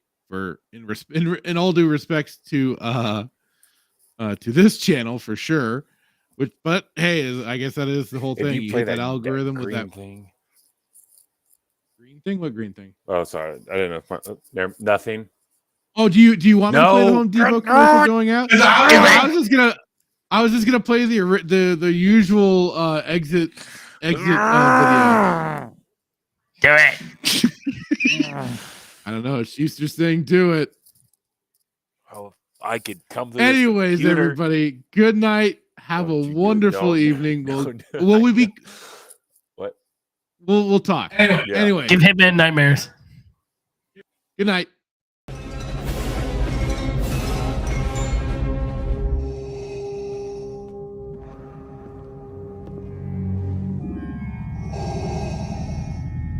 What is thy bidding, my master? Yeah, I should have known from the very beginning. From what you said. Yeah, when the mega powers were formed. Yeah, what you were out for from the very beginning. Yeah, you were after what was mine. I remember what you said. You can destroy the Emperor. Join me, and Together, we can rule the galaxy as father and son. Yeah, that one was rough. Those words right there. Yeah, I got stuck, yeah, but I swallowed it anyway. Didn't like the taste, but I swallowed it anyway, yeah. But I remember the time when there was a conquistador out of the ring, the one that's so jealous that he can't stand it, yeah. Yeah, you came in there with your poses, yeah, but you made a big idiot out of yourself, yeah. And speaking of idiot things, what about that stupid idea? Did you forget that one? Think back. That right there sealed your fate. Yeah, that put the madness over the edge. But I'll tell you what felt even better, yeah, was in the dressing room, in the first aid room. Me being unselfish, yeah, said go ahead, do the thing, yeah. You won't steal my thunder, no. When you take a look at the madness's eyes, all you're gonna see is complete and utter